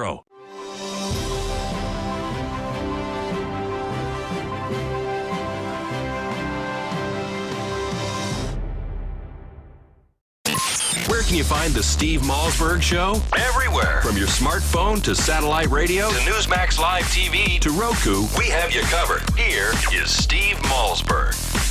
Oh boy, I was just saying, folks, as we welcome you back to the Steve Malzberg Show, that I feel like there's a full moon today. I know there's not. Between the interview I did an hour ago with Jason Johnson, who maintains that Zimmerman was told, don't leave your car, don't do it, by a police officer, when, of course, he, as I read you from the transcript, he was asked, are you following him? And the answer was yes, so he was already out of his car. And he wasn't told wasn't told get back. He was said, we don't need you to do that. So, I mean, and this is a guy being used by CNN, which should not shock us. And then we have this preschool advocate, and his only interest apparently is that he owns the companies that would get the preschool contracts from the government that you and I would pay for. But he can't even give me one study to show why preschool would be advantageous to, as he said, poor blacks. And then to boot, get a little water leaking from the ceiling over my head here in the studio. I don't know if it's from the rains we had or the air conditioner. You know, I come back after a day off, a 3-day weekend, and I feel like, where am I? What's going on here? Maybe a little sanity will be added here from our next guest. And I had the pleasure of meeting Pam Geller, founder, editor, and publisher of AtlasShrugs.com, and executive director of the American Freedom Defense Initiative and the Stop Islamization of America, author, columnist. I was a speaker I was asked to be a speaker at the anti-Ground Zero mosque rally several years ago, and I graciously accepted that offer, or accepted the offer which was graciously offered. Anyway, so we welcome in Pam Geller. Hey, Pamela, how are you? Hey, Steve. Nice to hear from you. Well, good to talk to you. And you know, I'd like to say I can't believe it, but I believe anything anymore. I mean, nothing surprises me, and this certainly doesn't surprise me. I don't know the status of Michael Savage, whether he is still banned in Britain, but lo and behold, I pick up something, or I'm going around the internet, and I see that Pamela Geller and our friend Robert Spencer, who heads Jihad Watch, are now banned from Britain. Yeah. Now, how did that happen? It's an unbelievable story. I have to tell you, I had planned to go over to the UK with Robert to lay a wreath on Armed Forces Day at the site of the grisly jihad beheading of Lee Rigby, along with various members of worldwide organizations, Annus Gravis, Stop Islamization of Europe. We had Ashraf Ramallah, Coptic, the voice of the Copts. We had a Sikh princess. We had Tommy Robinson and Kev Carroll, leaders of the EDL. And a day before my departure, I received a letter from Her Britannic Majesty's Service that I had been barred. Now, mind you, I have never been arrested. I've never committed a crime. I've never been to jail. I was arrested because I was, quote, not conducive to the public good. Not conducive to the public good. That's right. I mean, I submit that free speech is indeed conducive to the public good. And you know what's really crazy, Steve? The UK had just allowed in a vicious jihad preacher, Muhammad al-Arifi, who has advocated Jew hatred and wife-beating and has said this. These are his words, quote, devotion to jihad for the sake of Allah and the desire to shed blood, to smash skulls, and to sever limbs for the sake of Allah and in defense of his religion is undoubtedly an honor for the believer. So he's allowed in, but me, a free speech activist, a human rights activist dedicated to freedom of speech, freedom of conscience, and individual rights, is banned. You know, it's no wonder they are where they are. That horrific beheading of the soldiers, you said, and there are a lot of people that feel that Great Britain is lost, that there's no turning back from where they are and where they're headed. Well, this was egregious. I mean, first of all, look, it's not about me or it's not about Spencer. It's about whether we still have freedom of speech or whether criticism of Islam and jihad is now against the law in the UK. It seems to me that you can speak about jihad, but only if you're in support of it. That's a very good point. Did you say Sheikh Abdullah bin Bayah? Oh, no, that's a different. That's a different. Okay, because that's what I was going to bring up, and I said, wait a minute, it can't be the same guy. And of course, this isn't Great Britain, but I want to stick to Great Britain before we talk about the guy who went to the White House and met with the National Security Council, as our friend Steve Emerson disclosed last week. But so what are you planning to Michael Savage on his radio show at the time 4 years ago made a big point that he was going to write Hillary Clinton and he was going to pursue it and he was going to talk to the write letters to the people in charge in Great Britain. Any plans on your part, or have you done anything? Yes, very much so. First, people can sign a petition. Which was started by a freedom-loving group in the UK a couple of days ago called BritishBan.com, and sign the petition because this is outrageous. This is an ally. This is a campaign against free speech, individual rights, equal rights for all, and also we have a legal fund, the BritishLegalFund.com. Just go to BritishLegalFund.com because you think I'm not taking this laying down, right? You never take anything lying down. I'm going to the wall on this one. I'm going. I mean, I can't announce it yet until I sign on the dotted line, which I'm literally in the throes of doing as we speak. But an announcement will be made in the next 24 hours. Yes, that this will not stand. You got to give us like a hint at least. So what will it be? You'll be taking some action with a lawyer. With a British legal firm. Okay. I will be taking action against the UK government. Oh yes. Great. Oh, yes. Full steam ahead. Suing for damages or suing just to be let in? Well, for one thing, for stage one. Yeah. Stage one is the ban. The ban is egregious. It's based on, I mean, they cited a quote of mine, Steve. They cited a quote. You know what quote they cited? Al-Qaeda is a manifestation of devout Islam. Well, actually, Al-Qaeda is a manifestation of devout Islam, not because I said so, because they say so. It's insane. And look here, Pam. We're talking to Pam Geller here on the Steve Malzberg Show, and I got to tell you, once we tweeted out, and you retweeted my tweet that you'd be on. Everything went crazy. You have so many followers and admirers, and I got to tell you that. If this is the law, if this is, or whether it's the law or not, if this stands in Great Britain, there are factions pushing for blasphemy laws, and that goes back to the sheik who has the checkered past, to put it charitably, who was at the White House. He has gone before the United Nations pushing for blasphemy laws. It will not be too long, and I believe if Barack Obama had his way and his administration had its way, we would have blasphemy laws in this country. And if you said anything about Islam that was deemed offensive, you'd go to jail. Well, listen, I organized a protest 2 weeks ago in Tennessee because that very thing that you just described is happening. U.S. Attorney Bill Killian, in a quote-unquote Muslim outreach event, said he was they vowed to criminalize postings on social media that offended Muslims, that were critical of Islam. That is the blasphemy laws under the Sharia. They were going to criminalize. Now, look, there are things said about Zoroastrians, there are things said about Jews, there are things said about Christians. No. The Department of Justice, vowed to criminalize postings on social media that offended Muslims. So we went down to Tennessee. Robert Spencer and I went down to Tennessee, and let me tell you, there was close to 1,800 people in a town, get this, of 10,000 people. Wow. So we are not going to go quietly. Oh, yeah, that was a major event. Now, mind you, how did the media report on it? Every single headline was the same. Muslim outreach event disrupted by anti-Muslim bigots, by anti-Muslim racist Islamophobic bigots. Right. First of all, we've never protested a Muslim Brotherhood, a little pun there, a Muslim outreach event. They go on all the time. Okay, we were protesting the fact that the DOJ sought to criminalize free speech. Now, mind you, that little factoid wasn't in any of the articles that reported on this rally. And what's interesting about these Muslim outreach events, I think the defining moment on Muslim outreach events, when Mueller, FBI Director Mueller, was being questioned, I think it was by Louis Gohmert, a hero, by the way, and was asked if the Muslim Brotherhood mosque that helped radicalize the Boston jihad bombers, okay, that was started by al-Amoudi, who is now serving time as the single largest financier of al-Qaeda in this country, if that Muslim Brotherhood mosque had been monitored, okay, after they had been warned by Russia, after they had been warned about these jihad bombers from Saudi Arabia. We can't monitor them. And you know what he said? No, we never monitored them, but we did a Muslim outreach event there. Unbelievable.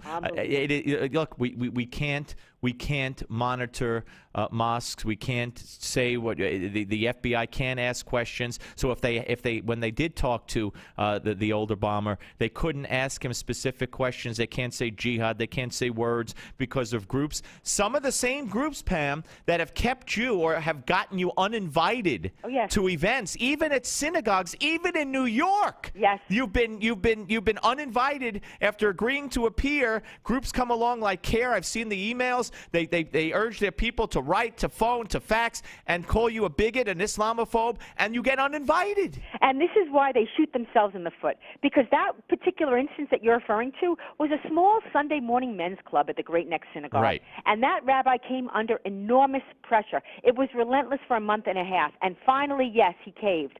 But on the same day, the Chabad rabbi, Gajzinski, extended an invitation to me. And here, an event that might have had 50 people, an event, they had to set up, Steve, a Jumbotron outside, okay? Right. The Chabad shul was teeming with humanity. There were 600 people outside in chairs. And so what they do is they help me spread the message. That's all. I mean, they keep on shooting themselves in the foot. Yes, they have the power. Yes, they have access to these, the annals of power and the DOJ and the DOS. But the American people are not going to go quietly. The problem now is that they are literally in the war of ideas, in the war of the information battle space, they're being disarmed, and that's why what you're doing is so critical, and I salute you for it, and why we have to continue to sort of leapfrog over the enemy media, because they're very dangerous, and they're in bed with these Islamic supremacists and these Muslim Brotherhood groups. And by the way, you mentioned Louis Gohmert. He is a frequent guest on this show. All right, so let me take it back to Great Britain. So do you wear this as a badge of honor? I do. I think that, again, it was a huge story in the UK. And you know what's funny, Steve? It was the #1 story. It was the Independent, the Times, the Mail, every single newspaper. Not one called me for comment. Not one. What if I'm such a racist, Islamophobic, anti-Muslim bigot? Why not have me on and expose me for the racist, Islamophobic, anti-bigot that I am? No, because when I go on, what winds up happening is that more and more people begin to see the light, and they don't question their own thoughts, like they're not allowed to think them or to think them as a bad thing. Right. And so that's why they don't have me on.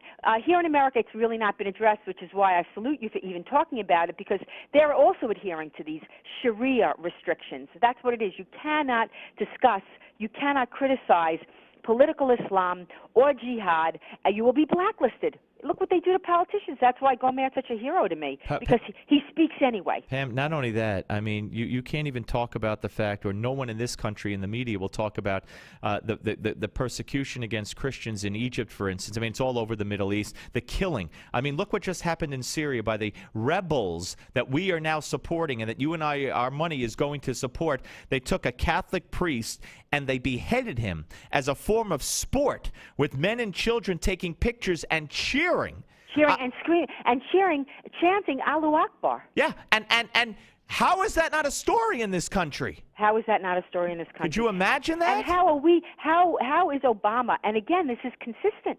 This is consistent with his pro-jihadic foreign policy. We've seen it in Egypt. We've seen it in Libya. We've seen it in Tunisia. We see it repeatedly. We're seeing it in Syria. Absolutely. He's gotten the Muslim Brotherhood entrenched in all these places without firing a shot. But imagine if a group of Christians, and I don't even know where in the Middle East they could do it, and not that they would, but even if they wanted to, imagine if a group of Christians took a Muslim cleric and chopped his head off, or anything, or insulted him. It would be all over CNN. But they beheaded this Catholic priest and made a sport of it, and you got, except for us talking about it, it's the first time I've heard about it all day. No, and even worse, I can tell you that Robert Spencer has been canceled from speaking at the Catholic Diocese in Boston by, again, you have the Muslim Brotherhood groups and their lapdogs in the media, like that Wang from the Boston Globe, who started the campaign to get Robert banned from the diocese, and they uninvited them. I mean,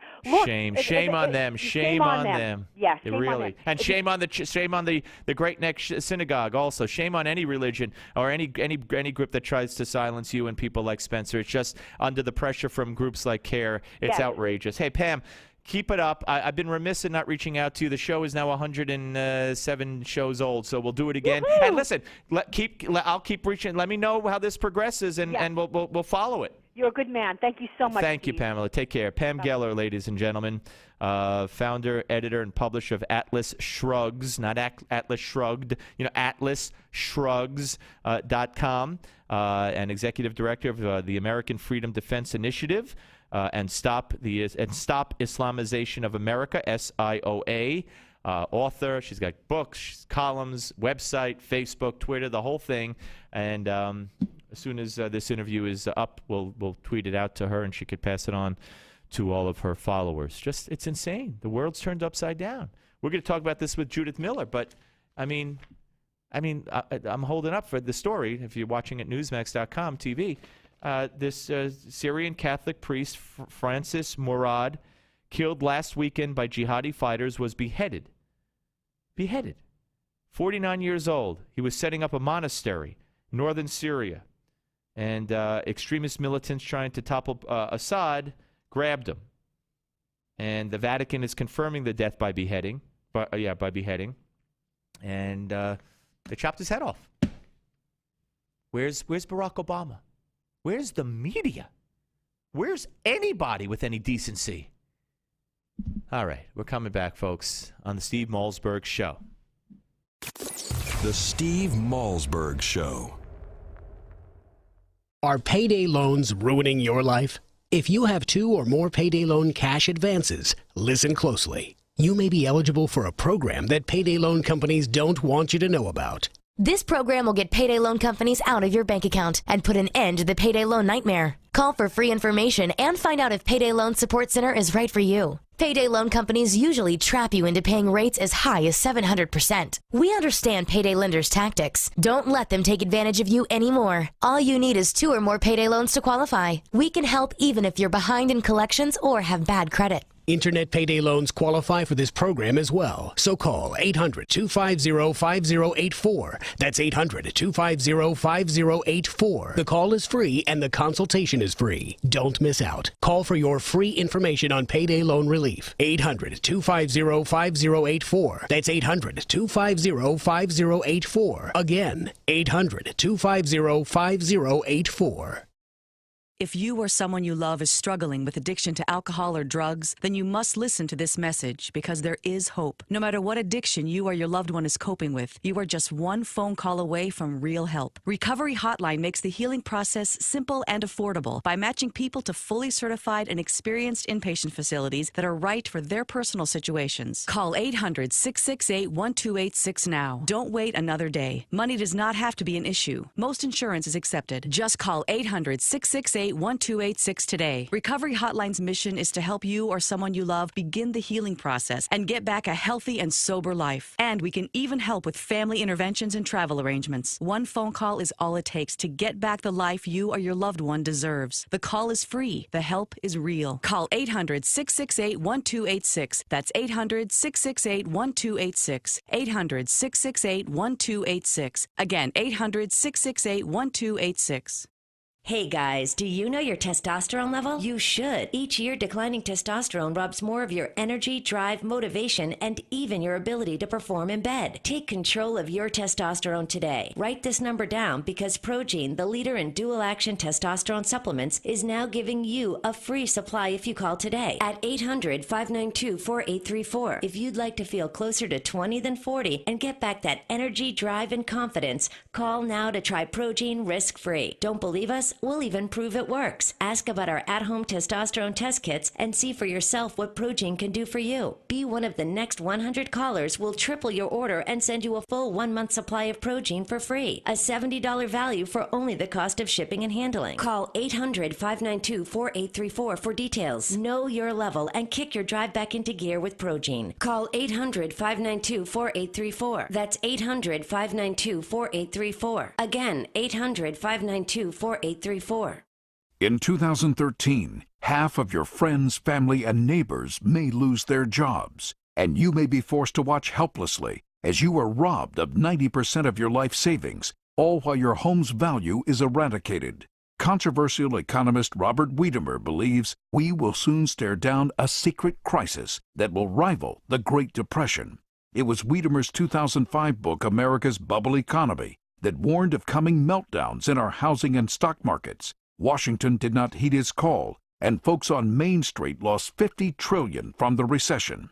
His New York Times best-selling book, Aftershock, predicted our federal debt and dollar would be the next bubbles to burst. And now Robert Wiedemer has released a startling video with shocking evidence the powers that be have tried to ban. But that hasn't stopped 50 million people from getting the truth. Join us at Aftershock2013.com. Aftershock2013.com. Hi, this is Mike Reagan. Folks ask me, what would Ronald Reagan do if he were with us today? I believe the first thing he'd do is stop Obamacare. Already it's in effect with higher taxes, hidden fees, skyrocketing insurance rates, big Medicare cuts, and some insurance plans are hit with a 40% tax. Protect yourself by getting the Obamacare Survival Guide. It's already a #1 New York Times bestseller. Newsmax says it's the best guide to the new law, giving you the strategies, tips, and loopholes you need to know.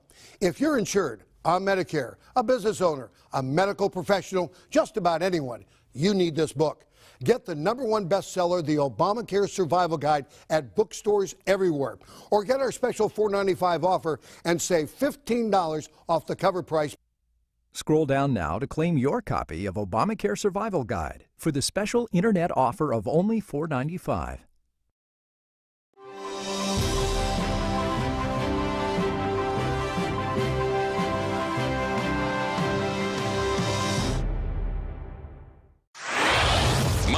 Phones hot. Satellite link established. Studio lights illuminated. Cameras rolling. Audio and video encoders firing ones and zeros. Internet stream, is streaming. The most technology-advanced radio show is on the air. Here's the captain of this enterprise, Steve Malzberg. All right. I am your captain. Welcome back to the Steve Malzberg Show. So, Alec Baldwin at it again. They're at James Gandolfini's funeral, he and his wife, the services in the city last week. His wife tweets out stuff about an appearance she's going to be doing on Rachel Ray. It's the same time the funeral's going on. Now, she claims that they left early because she's 7 months pregnant, and she tweeted that out from the car, not from inside the chapel. That's just, okay? But a writer for the Mail Online, the Daily Mail Online, a London paper, George Stark, reported that she was tweeting while the services were going on. Well, Alec Baldwin didn't like that, so he tweets, "My wife did not use her phone in any capacity at our friend's funeral." He goes on to say, how much of this S are people supposed to take? Then he says, "I'm going to find you, George Stark, you toxic little queen, and I'm going to F," but he says the F word, "and I'm going to F you up." Then he tweets, "I want all of my followers and beyond to straighten out this effing little B, George Stark." Now, let's stop right there. Is that against the law in any way? Is that not a threat?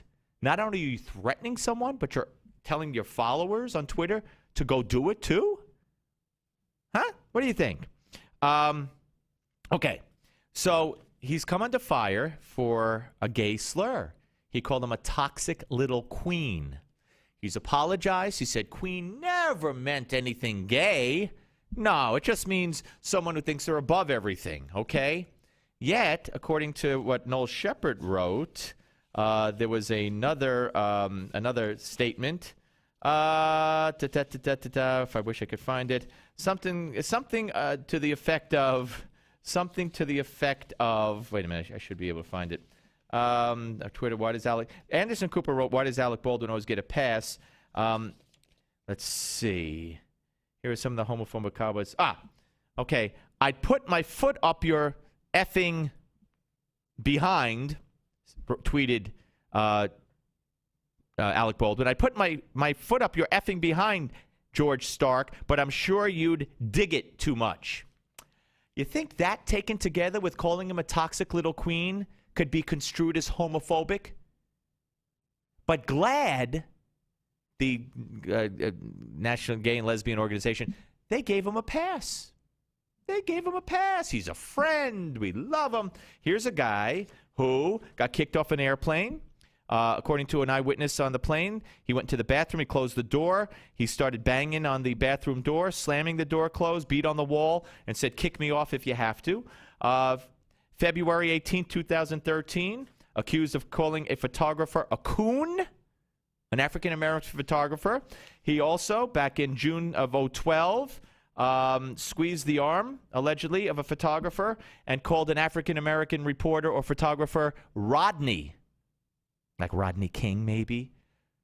And does he get fired by Capital One, the bank that employs him for commercials? No. NBC? No. National Public Radio?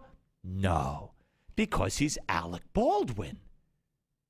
Now, you tell me how this is possible. If a conservative ever did one of these things, he'd be gone, done, finished, the end. But Alec Baldwin seems like a sick, in my view, sick cat with 9 lives. You figure it out. Double standard, example extraordinaire. On the Steve Malzberg Show. The Steve Malzberg Show.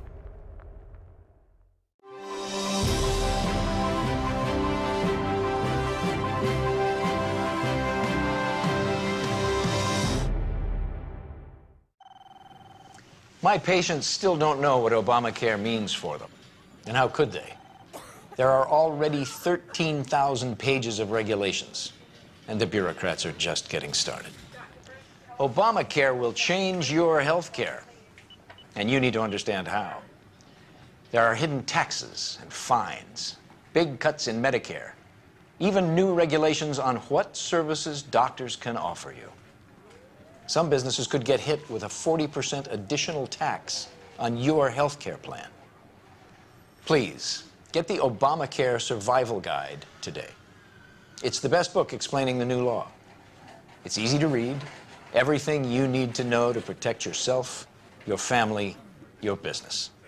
The Obamacare Survival Guide. At bookstores everywhere.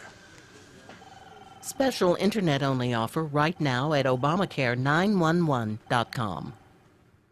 If your prostate is giving you problems and your doc says it's just part of getting older, be wary. Renowned physician and author Dr. David Brownstein thinks this is baloney. He's discovered a link between aging and prostate health and believes prostate concerns do not have to be an inevitable part of aging. That's why he created Prostate Revive. Hi, I'm Dr. David Brownstein. I personally formulated Prostate Revive to include the most essential natural ingredients available to help promote a healthy prostate gland and optimal urinary function. The producers of Dr. Brownstein's Prostate Revive are so thrilled with the positive feedback from satisfied customers that for a limited time, they are willing to send you your first month's supply free. Plus, call now and you'll also receive Dr. Brownstein's special report, A Doctor's Guide to a Healthy Prostate. For details on getting your free bottle, call 1-800-596-REVIVE. That's 1-800-596-REVIVE. Take control with Prostate Revive. Call now while supplies last to claim your risk-free bottle at 1-800-596-REVIVE. Hello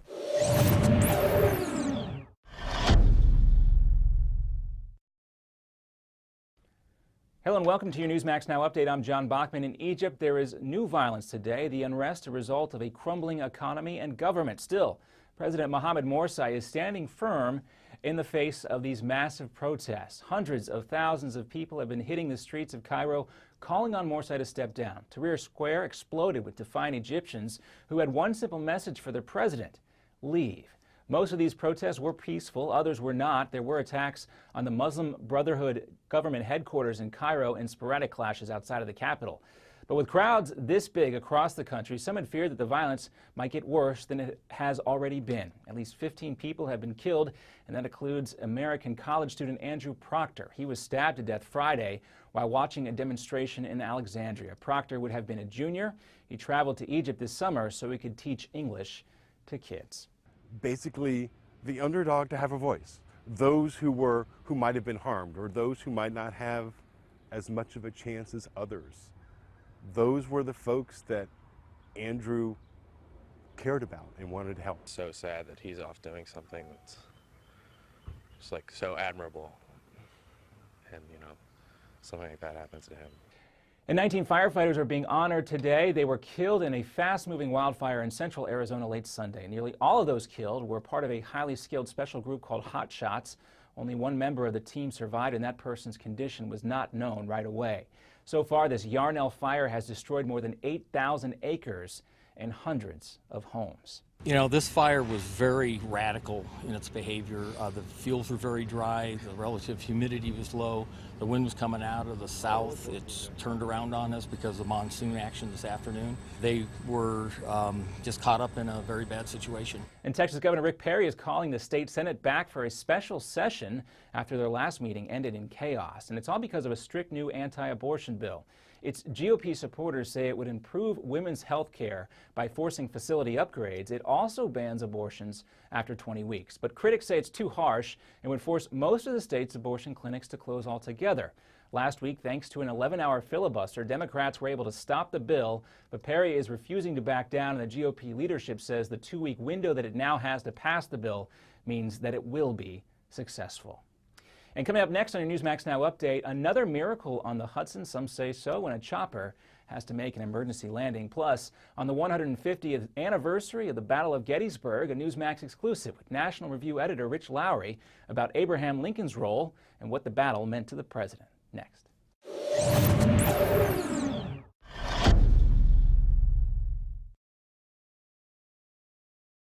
In 2013, half of your friends, family, and neighbors may lose their jobs, all while you are robbed of 90% of your life savings, investments, and home's value. Controversial economist Robert Wiedemer, who was the only expert to predict the recession, has released a startling video with shocking evidence that the powers that be have tried to ban. But that hasn't stopped 50 million people from getting the truth. Watch it at AftershockVideo.com. AftershockVideo.com. Have you ever wondered how you could make a difference in someone's life? What if you could help hundreds or even thousands of children? Students in the U.S. rank 32nd in world math skills. It's time for our children to catch up. Become an owner of one of the world's fastest growing franchises, Mathnasium. Mathnasium is the leading math-only learning center in the U.S. Imagine helping hundreds, even thousands of students in your community improve in school and raise their self-esteem. Call us at 800-676-5216. 800-676-5216. Hi, this is Mike Reagan. Folks ask me, what would Ronald Reagan do if he were with us today? I believe the first thing he'd do is stop Obamacare. Already it's in effect with higher taxes, hidden fees, skyrocketing insurance rates, big Medicare cuts, and some insurance plans are hit with a 40% tax.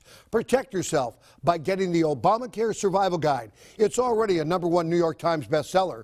Newsmax says it's the best guide to the new law, giving you the strategies, tips, and loopholes you need to know.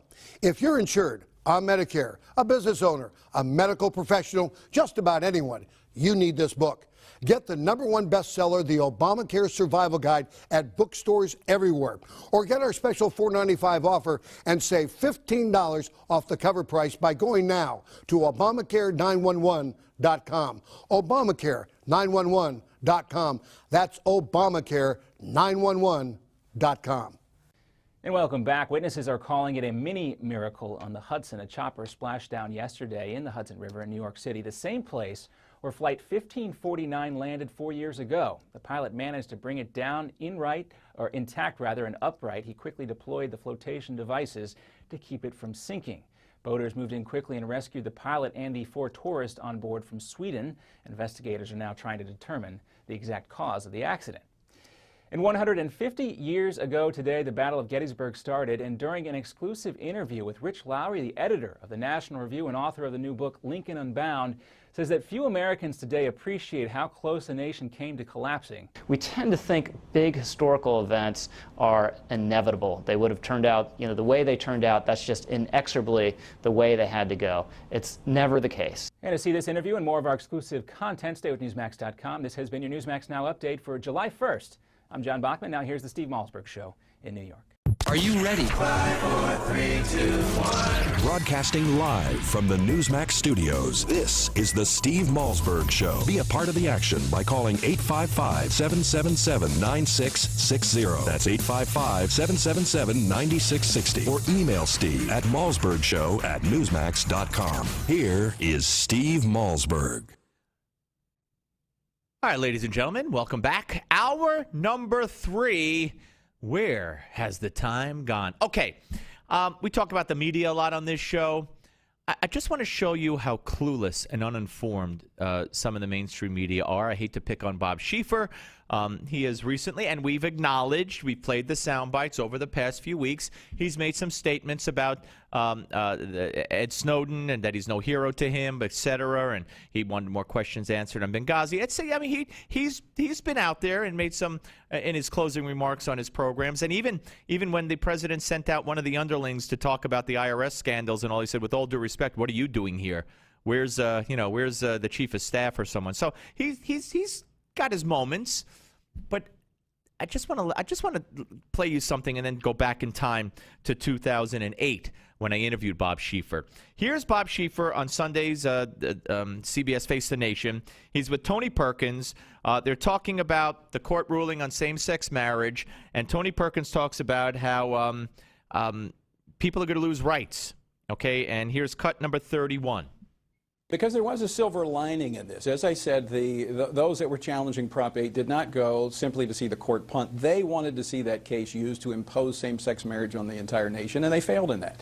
That buys a little time, I think, because I think Americans will begin to see that with same-sex marriage does not come a hope chest. Rather, it's a Pandora's box. What we'll see is the loss of religious freedom, the loss of parental rights. I mean, we're going to see parents who pay taxes to send their kids to school. Those schools are going to start teaching those children values that are in contrast with the parents. We're already seeing bakers and florists and photographers forced to participate in same-sex marriages under the threat of law, and in some cases even jail. I can't think of anything that's more un-American than that. Because there was a silver lining in this. Okay, As I all right, said, this is repeating again. Those that All right, were we're having a challenging problem with the soundbite where it's not cutting. It's a technical problem, folks, where it's not stopping at the end. It's recueing itself and going on for some reason. Okay, so you heard that. Now here's more. Tony Perkins talks about states where we're seeing anti-discrimination statutes and being imposed. And here's cut number 32. How is it that bakers and florists are being forced to participate in this? I'm not sure I understand what you're saying here. Well, we're seeing in Washington State, Colorado, and some of the other states that have these anti-discrimination statutes that are being imposed, that when a same-sex couple comes and says, I want you to take pictures of my wedding, or I want you to bake a cake, and they say, well, look, my religious convictions will not allow me to participate in that. They're literally being sued by the government, not the individuals. And they've even been adjudicated in such places as New Mexico. So we're going to see a loss of religious freedom. There is no question about it. It's already happening. How many lawsuits have been filed on that? Because I must say this is under my radar. I haven't heard this. Okay, he hasn't heard it. What do you mean bakers and florists are going to be affected? I must say this is under my radar. I haven't heard about this. Typical. Now, here's the answer from Tony Perkins, and then we'll get to, here's cut 33. Well, you know, Bob, that's a great point, because the media is not reporting on this, because they realize there's a lot more behind this than the marriage altar. It's literally about altering the landscape of America.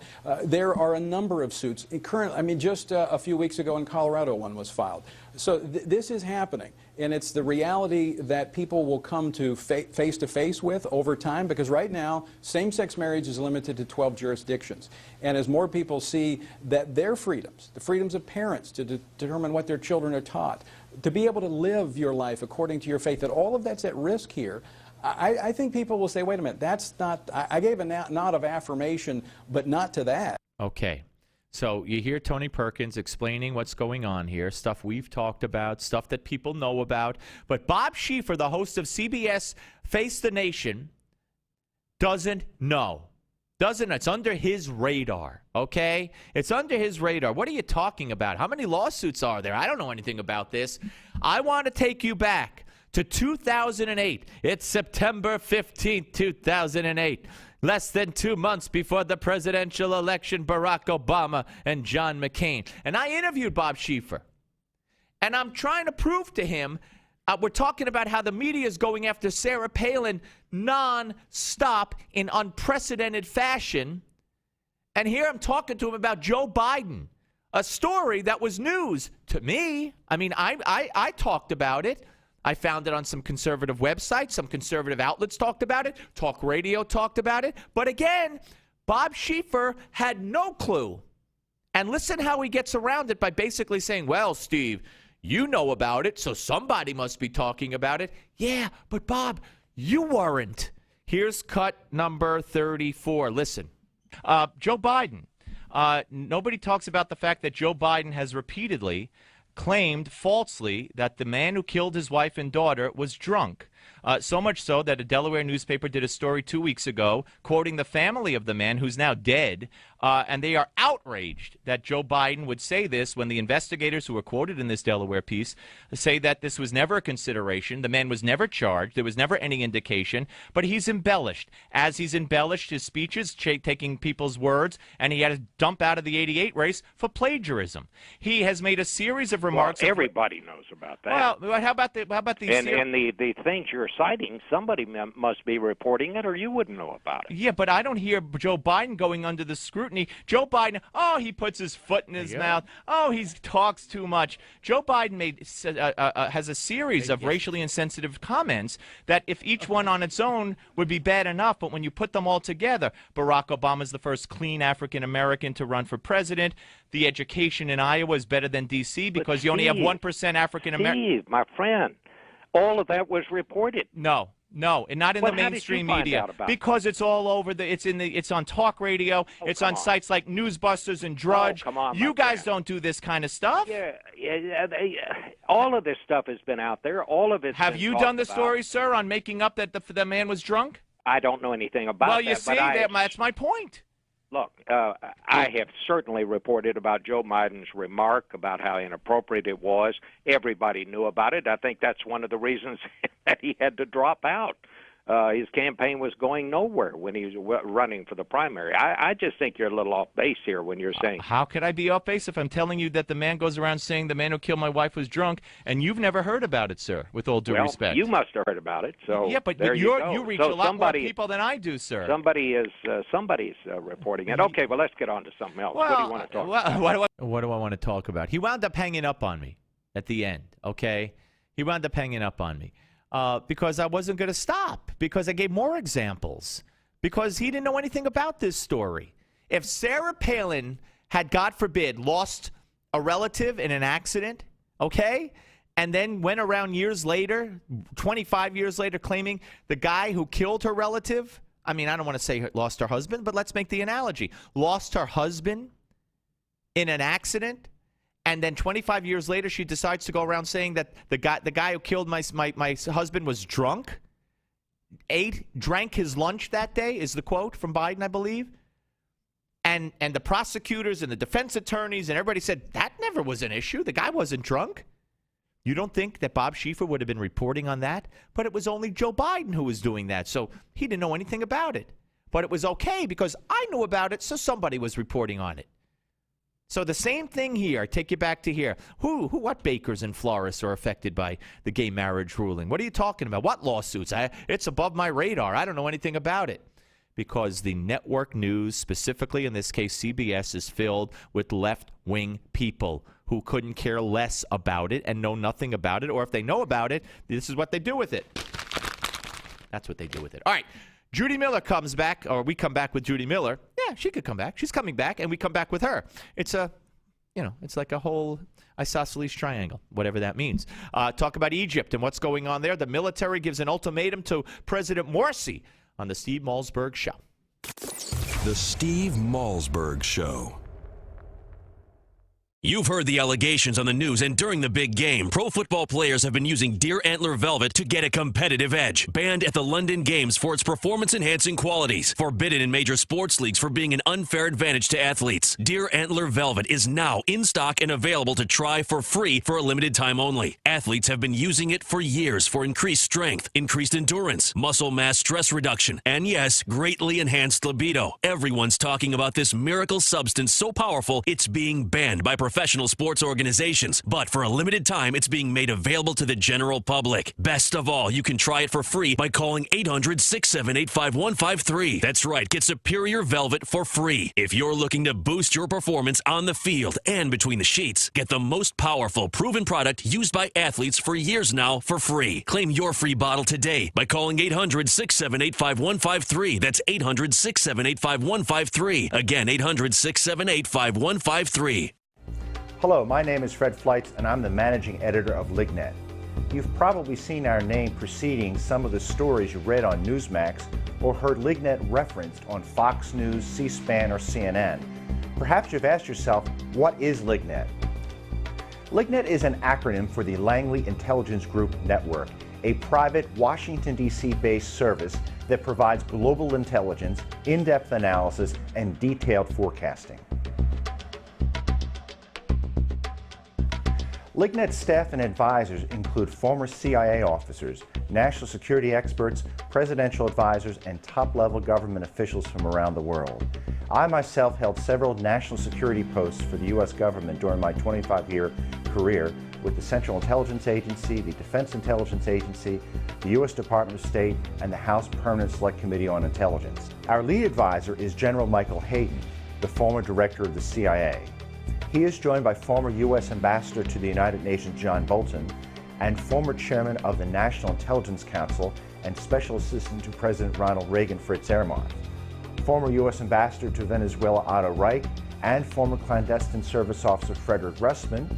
Former chairman of the House Intelligence Committee Peter Hoekstra also joined our advisory board staff.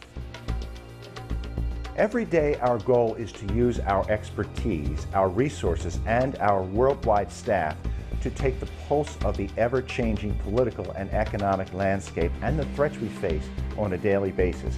Whether you are following global events for your portfolio or business, or just interested in the world around you, LigNet provides what you need to know to keep up with global events. There are many. Every day, LigNet members receive the Morning Brief, a daily email that provides summaries and links to our daily analysis to keep you up to date on LigNet's assessments. LigNet members receive unrestricted access to LigNet's secure database of global analysis.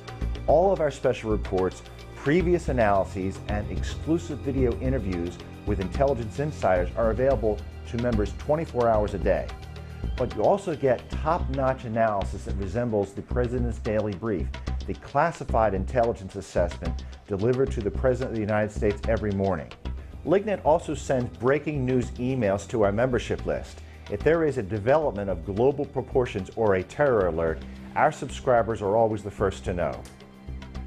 I hope you now have a better understanding of what LigNet is, but more importantly, recognize how truly invaluable LigNet can be. As the old saying goes, knowledge is power. Join LigNet for $1. Go to lignet.com.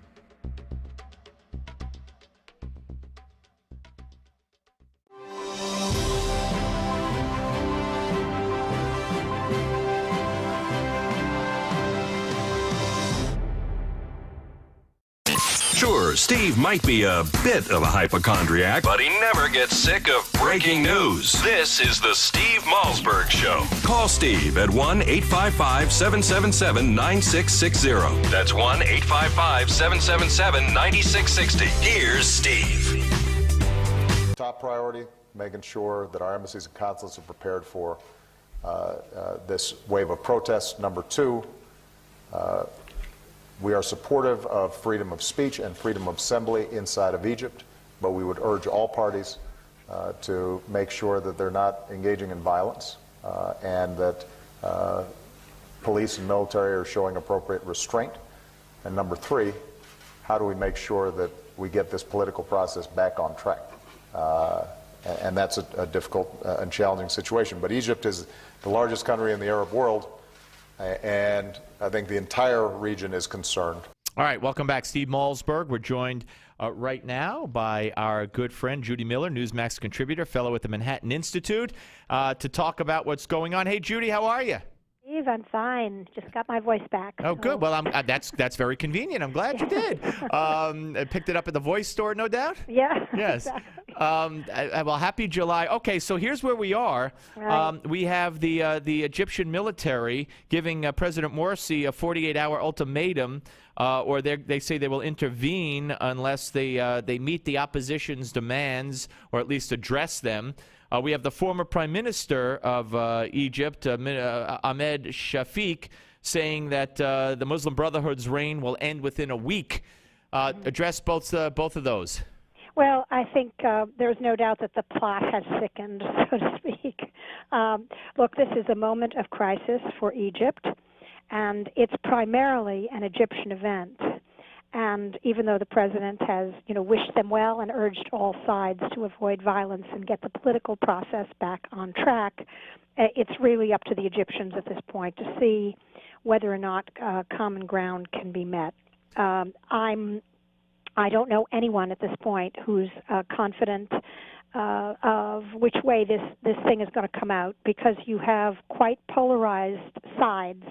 If you just look at what was said in the past couple of days, you started with a warning from the Army 8 days ago, from Defense Minister General Abdel Fattah al-Sisi, who said, that he gave them 8 days, both sides, to kind of work out a, quote, solution.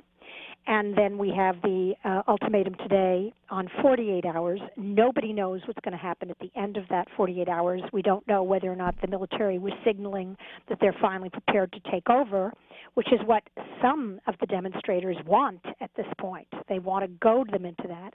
And we don't know whether or not the Muslim Brotherhood is willing to make compromises of any kind, or change its behavior, change its authoritarian practices.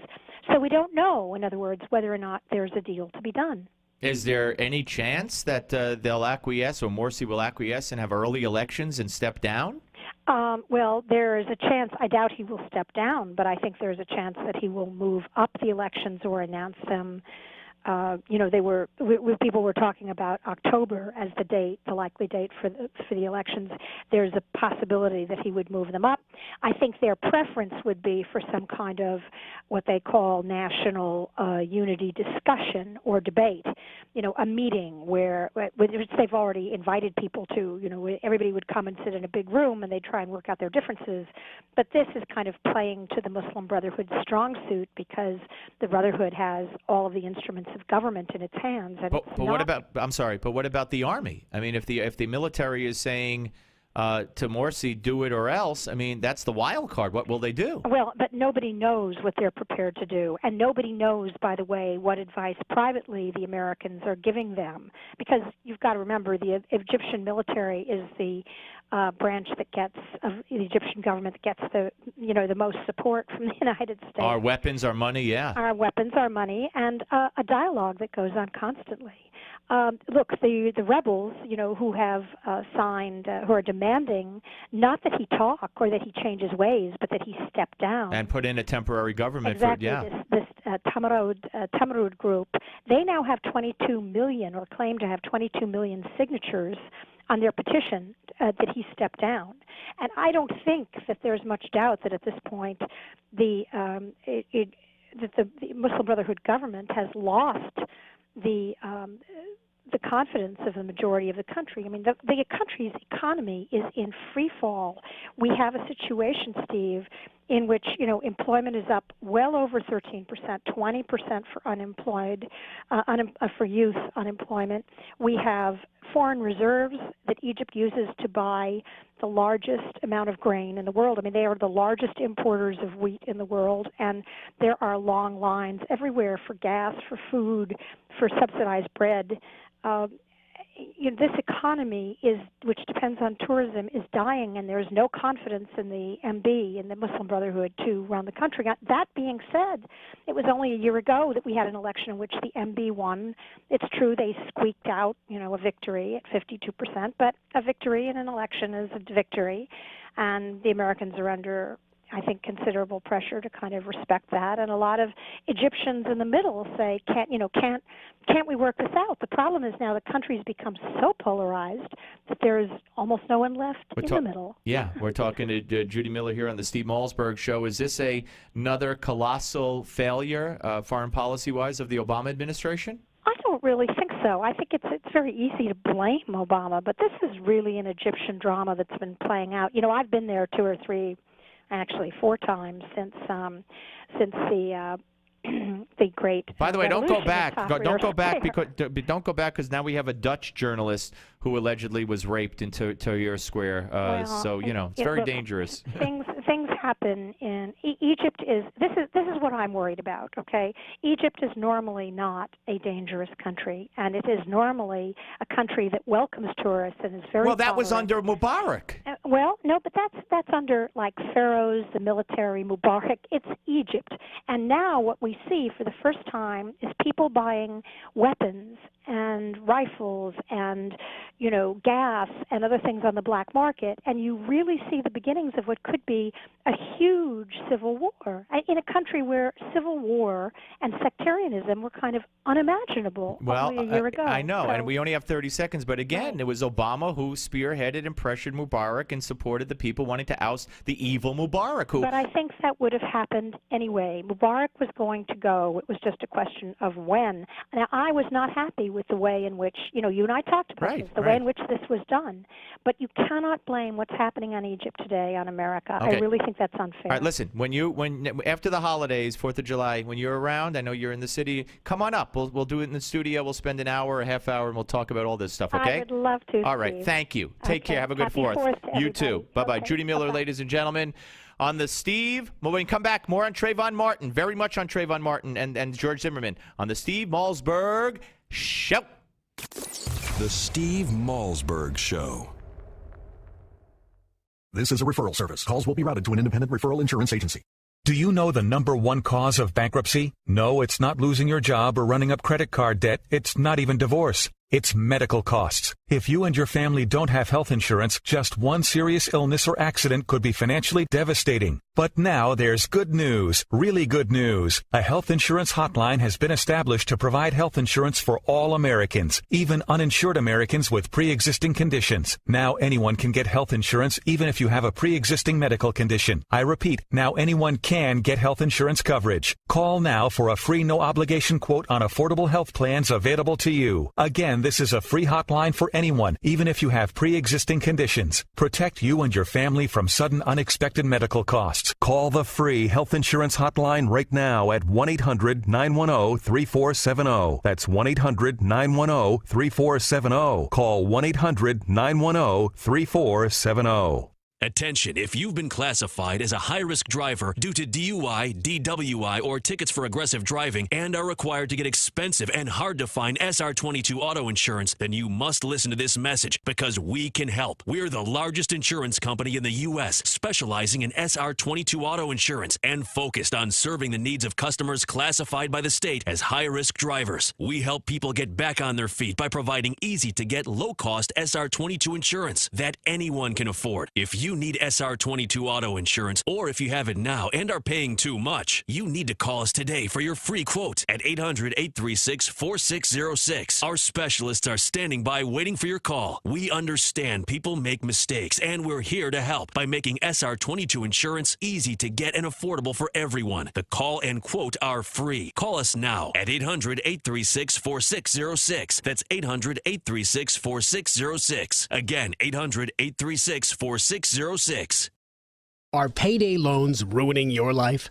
If you have 2 or more payday loan cash advances, listen closely. You may be eligible for a program that payday loan companies don't want you to know about. This program will get payday loan companies out of your bank account and put an end to the payday loan nightmare. Call for free information and find out if Payday Loan Support Center is right for you. Payday loan companies usually trap you into paying rates as high as 700%. We understand payday lenders' tactics. Don't let them take advantage of you anymore. All you need is 2 or more payday loans to qualify. We can help even if you're behind in collections or have bad credit. Internet payday loans qualify for this program as well. So call 800-250-5084. That's 800-250-5084. The call is free and the consultation is free. Don't miss out. Call for your free information on payday loan relief. 800-250-5084. That's 800-250-5084. Again, 800-250-5084.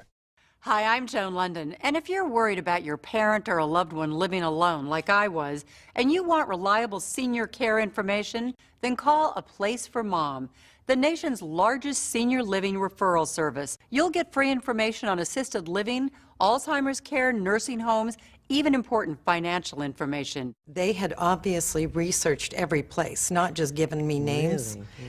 They found me a place for what she could afford, and it was magnificent. We're now very confident that she's safe, and they just helped every step of the way, and I can't thank them enough.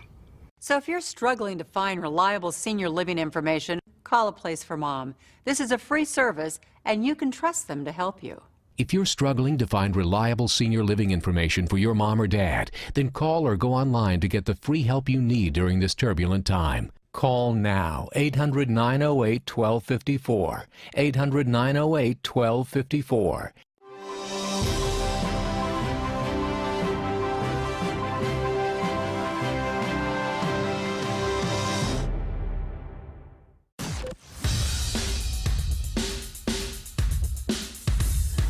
This is not your typical Screamfest talk show. No. This is the next generation of talk radio. Here is Steve Malzberg.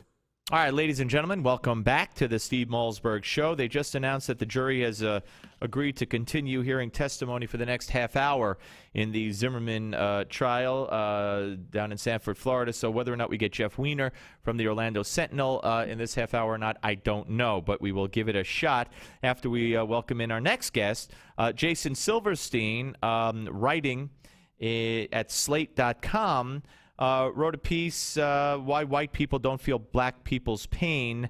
and I want to focus on how that might relate to the Zimmerman trial. Hey, Jason, how are you, sir?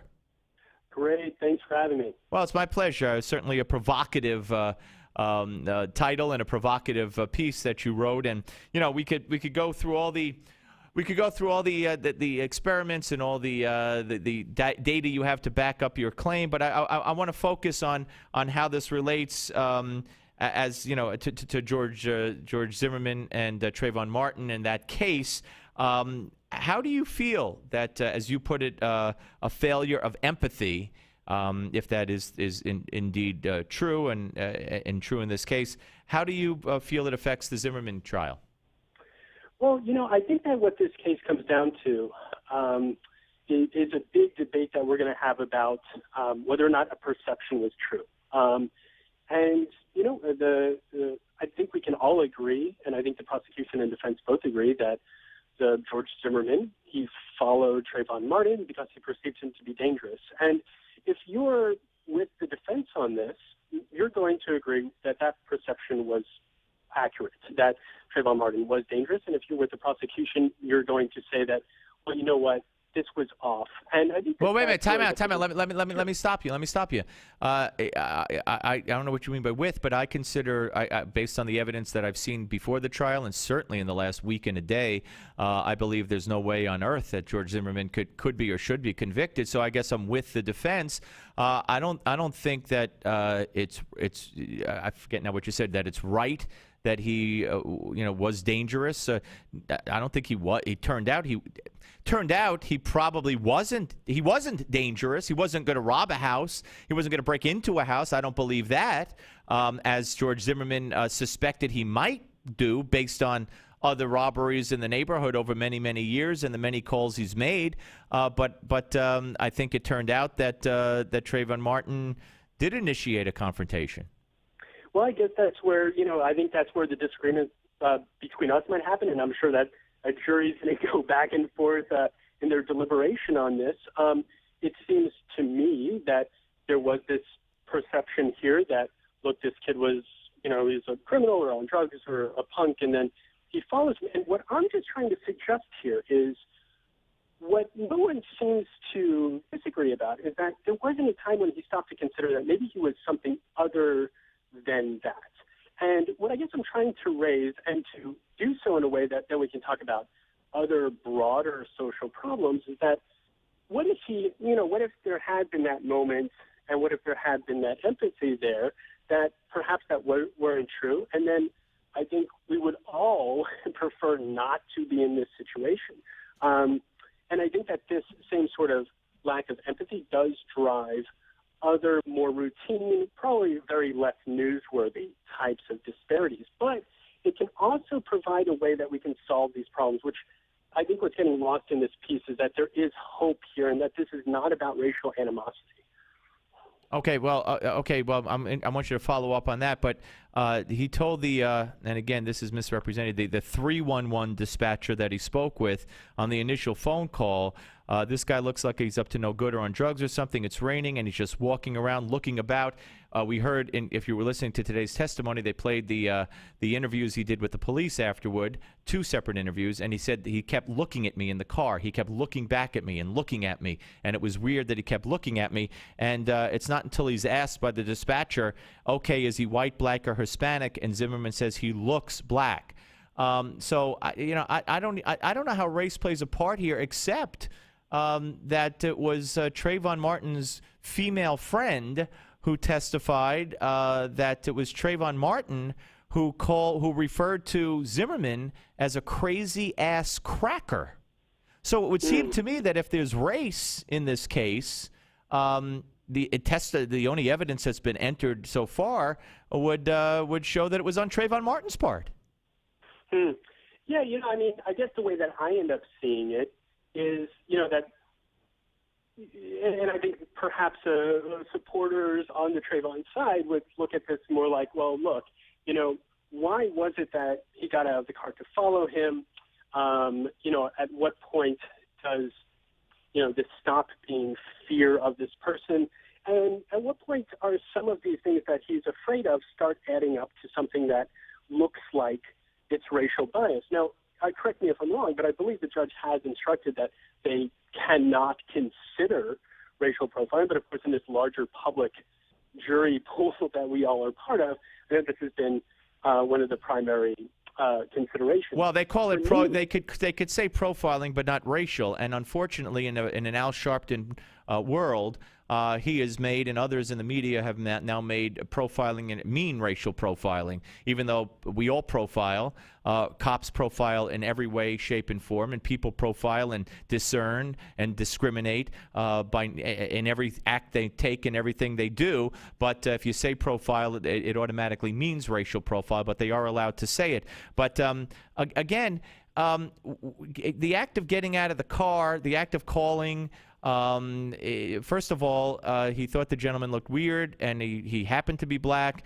But apparently most of the crimes that were committed in this townhouse complex over the years, over 8 years, where he made 48 calls, most of those crimes were committed by people of color. So therefore, he would naturally be suspicious, more suspicious of people of color, if in fact I'm correct and that is the case, and I believe it is. And again, none of these 911 calls, none of them, not this case in particular, and not some of the other calls that have been allowed into evidence that I've heard some of, does he say it's a black guy. He's always asked, and that's when he describes, when he's asked, is he black, white, or Hispanic, and that's when the race comes up. So here's a guy who tutored. I think we'll find out if they do present a defense, which I don't even think they need to put on a defense. We'll find out that he tutored African-American children. So, I mean, I just don't see how race plays into this case at all, again, except in the case of, Trayvon Martin calling him a crazy-ass cracker. Well, I mean, I think that, the point about becoming, as you said, perhaps he had whatever reason to be suspicious of black people in his neighborhood. I think that this is precisely what racism is. It's assuming that. How is that racism and not good common sense? If all the, first of all, there's no indication to believe that, based on anything he said, that he wouldn't have done the same thing for a white person, and he himself is Hispanic. Okay, but I mean, if there were, and I don't know the percentage, but let's assume for argument's sake that an overwhelming majority of the burglaries in his complex have been by black people or polka dot people, well, then when he sees polka dot people, he's going to be more suspicious. How's that racism? Racism is the inherent belief of the superiority of one race over the other. How is that racism? No, not exactly, right? So racism is also about just assuming that every single member of a group is precisely the same. And you know that George Zimmerman believes that? Well, this is what you suggested when you said that because there have been this overwhelming number of crimes, then some people have to be criminals. Well, that's good police work. I never said have to be, sir. You said that. I said it would certainly make sense to suspect or to have your red flag go up more for the people who are the type of people who have committed the crimes in the past. If in fact, and for argument's sake, we are assuming that, whether or not it's factually true, I believe it is, but let's assume it for argument's sake. Isn't that common sense? You're reducing a person into a type instead of a person, and this is where empathy comes in. No, not empathy. Profiling.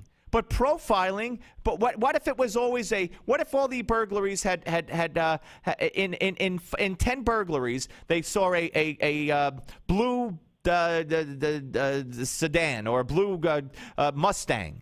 Well, if he sees a blue Mustang, he's going to call the cops immediately. Now, I know Mustang's not a person, but it's the same thing. Well, I just think that we disagree there because even in the example that you just gave, calling the police and then following someone and starting an altercation. Whoa. You said he started an altercation. Where do you get that from, sir?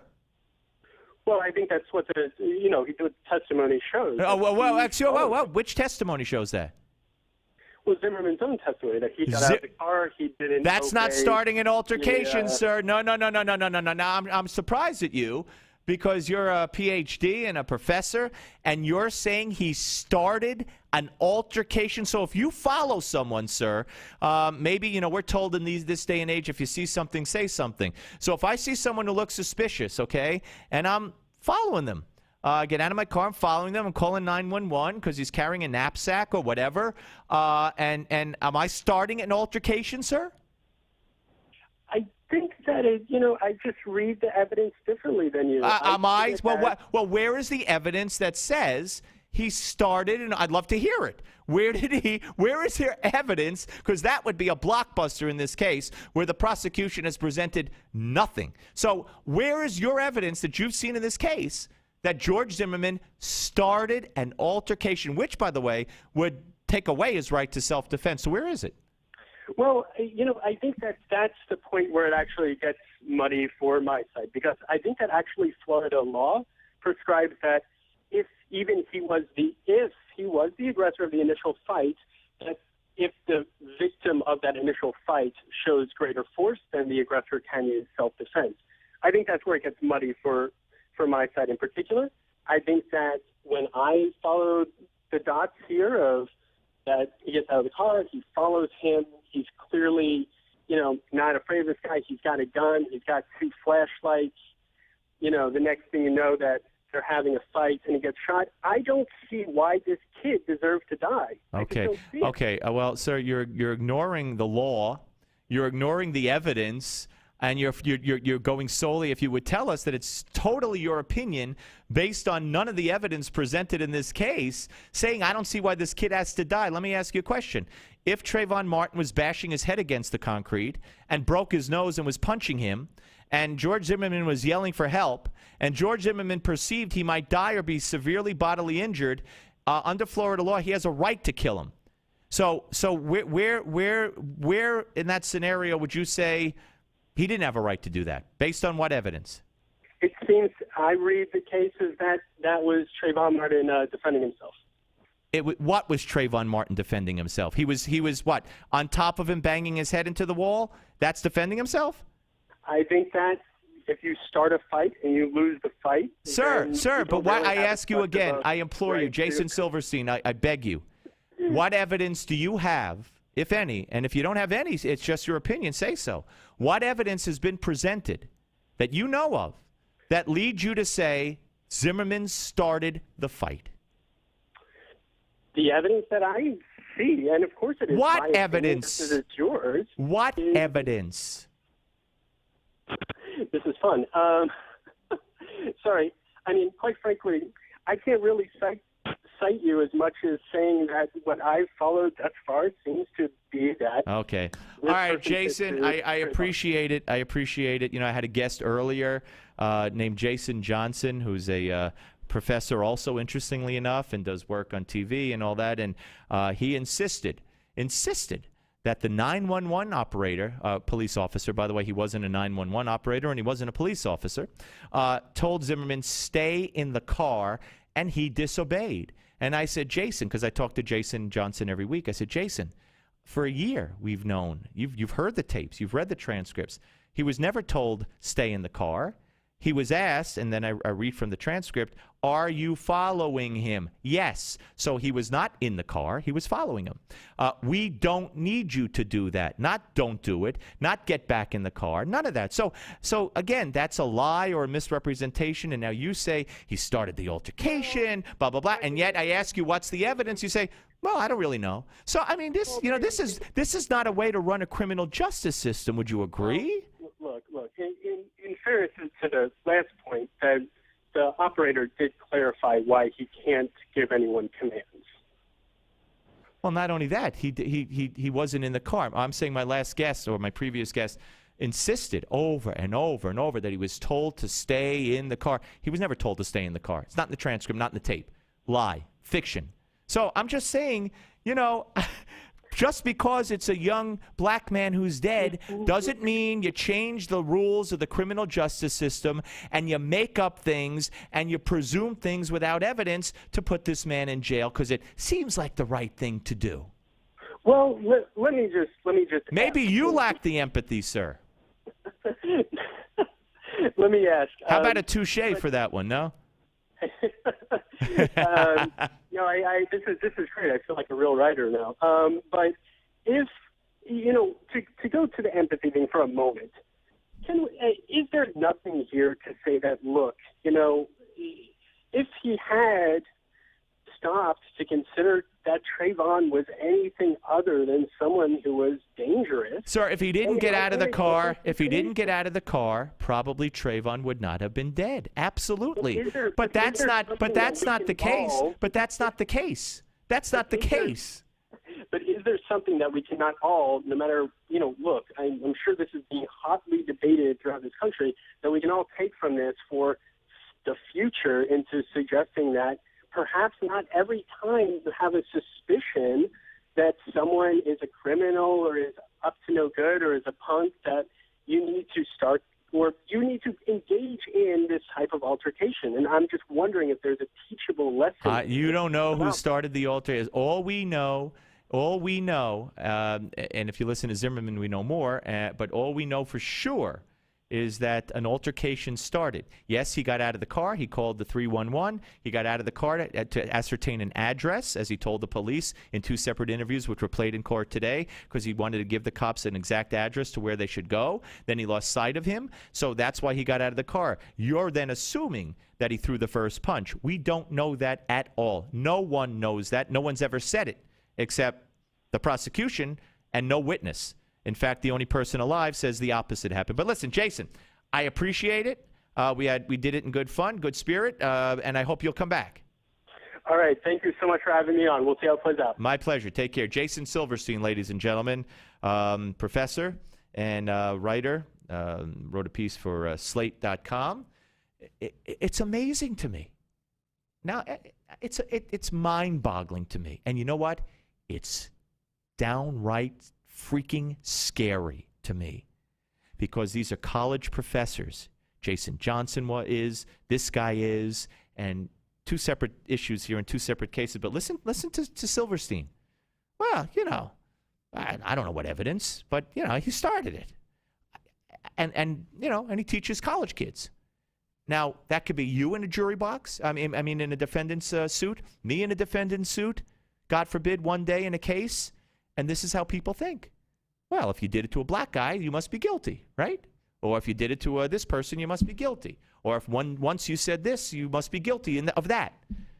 That's not how the criminal justice system works. But a college professor here, a college professor there, they're willing to have no evidence in one case, willing to misrepresent the facts, knowingly or unknowingly in the other case, to make sure that this guy gets put in jail. It should frighten every single one of you to your core. All right, we're coming back. One final segment left in the Monday, July 1st edition of the Steve Malzberg Show. The Steve Malzberg Show.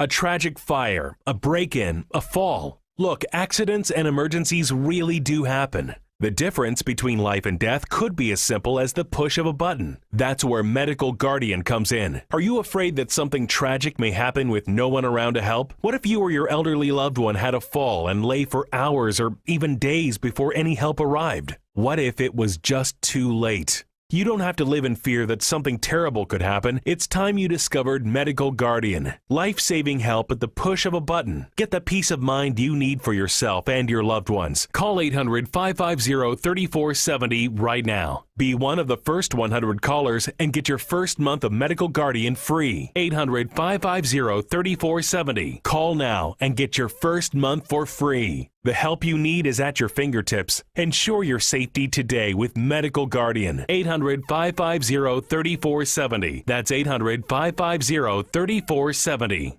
Are you at least 62 years old like me? Could you use an extra $50,000, $100,000 or more to live a better life? Then please consider the benefits a reverse mortgage can provide to you. With a reverse mortgage, you can have your mortgage payments stopped altogether and get equity out of your home to live on. And you can use the money to help you live a better life. How nice would that be, not to have a mortgage payment? Qualifying for a reverse mortgage is simple, since there are no income, asset, employment, or credit requirements. However, you must be 62 years or older, own your home outright, or have a very low balance on the mortgage, and be prepared to live in it throughout the rest of the loan. Call now for more information. 800-831-1560, 800-831-1560, 800-831-1560. That's 800-831-1560. Attention hip implant patients. Are you in constant pain? Have you received a letter from your doctor about your implant? Have you had or need a revision surgery? Do you have high levels of metal, chromium, or cobalt in your blood? Over 90,000 hip implant devices have been recalled due to defects and failures resulting in revision or replacement surgery. If you have a recalled hip implant, you may be entitled to substantial financial compensation. Call 800-460-1530 to see if your implant is affected by the recalls. If you or a loved one has a defective or recalled hip implant, you may be entitled to substantial financial compensation. Call 800-460-1530. That's 800-460-1530. Protect your legal rights today. Call 800-460-1530. This is an advertisement, not valid in all states. Paid non-attorney spokesperson. iLawsuit.com is an advertising group that represents lawyers advertising their services and is a free matching service for consumers. It is not a law firm or lawyer referral service. Do you owe the IRS? Do you have unfiled tax returns? Have you received a wage garnishment or bank levy? Maybe a lien has been filed against you. OMG Tax can help you with all your IRS tax problems. Don't wait another second. Take action now. Call my team at OMG Tax. Honest and professional, we don't make false promises. If you owe back taxes, or if the IRS is garnishing your paycheck, you need help now. OMG Tax can help you get your life back to normal.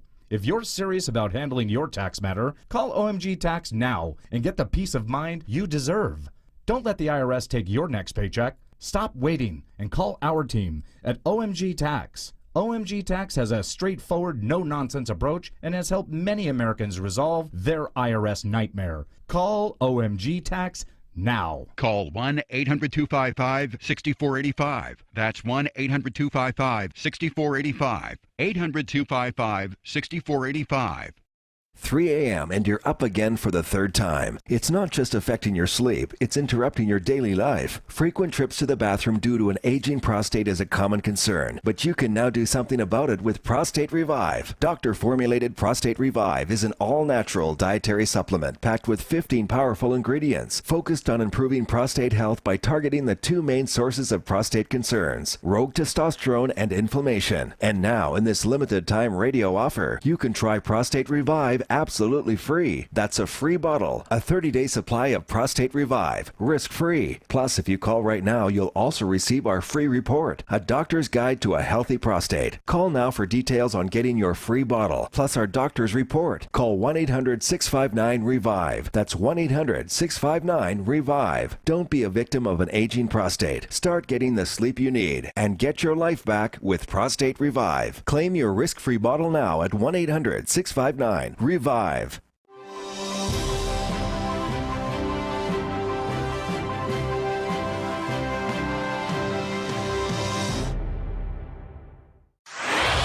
Microphones hot. Satellite link established. Studio lights illuminated. Cameras rolling. Audio and video encoders firing ones and zeros.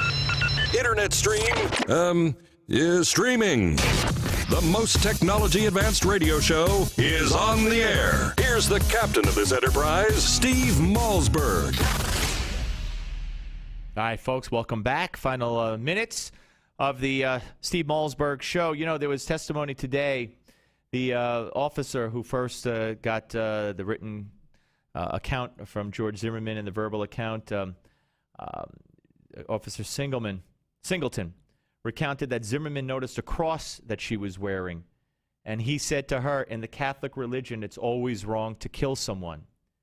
The officer responded, if what you're feeling is true, I don't think that is what God meant. I don't think God meant that you couldn't save your own life. And then Zimmerman acted surprised, she said, when she told him that Trayvon Martin was dead. He's dead? Singleton recalled Zimmerman saying before he lowered his head towards the table in the interrogation room. So, and the lead detective on the case, he's testifying now. He's been there all day following her. They all say he was remorseful.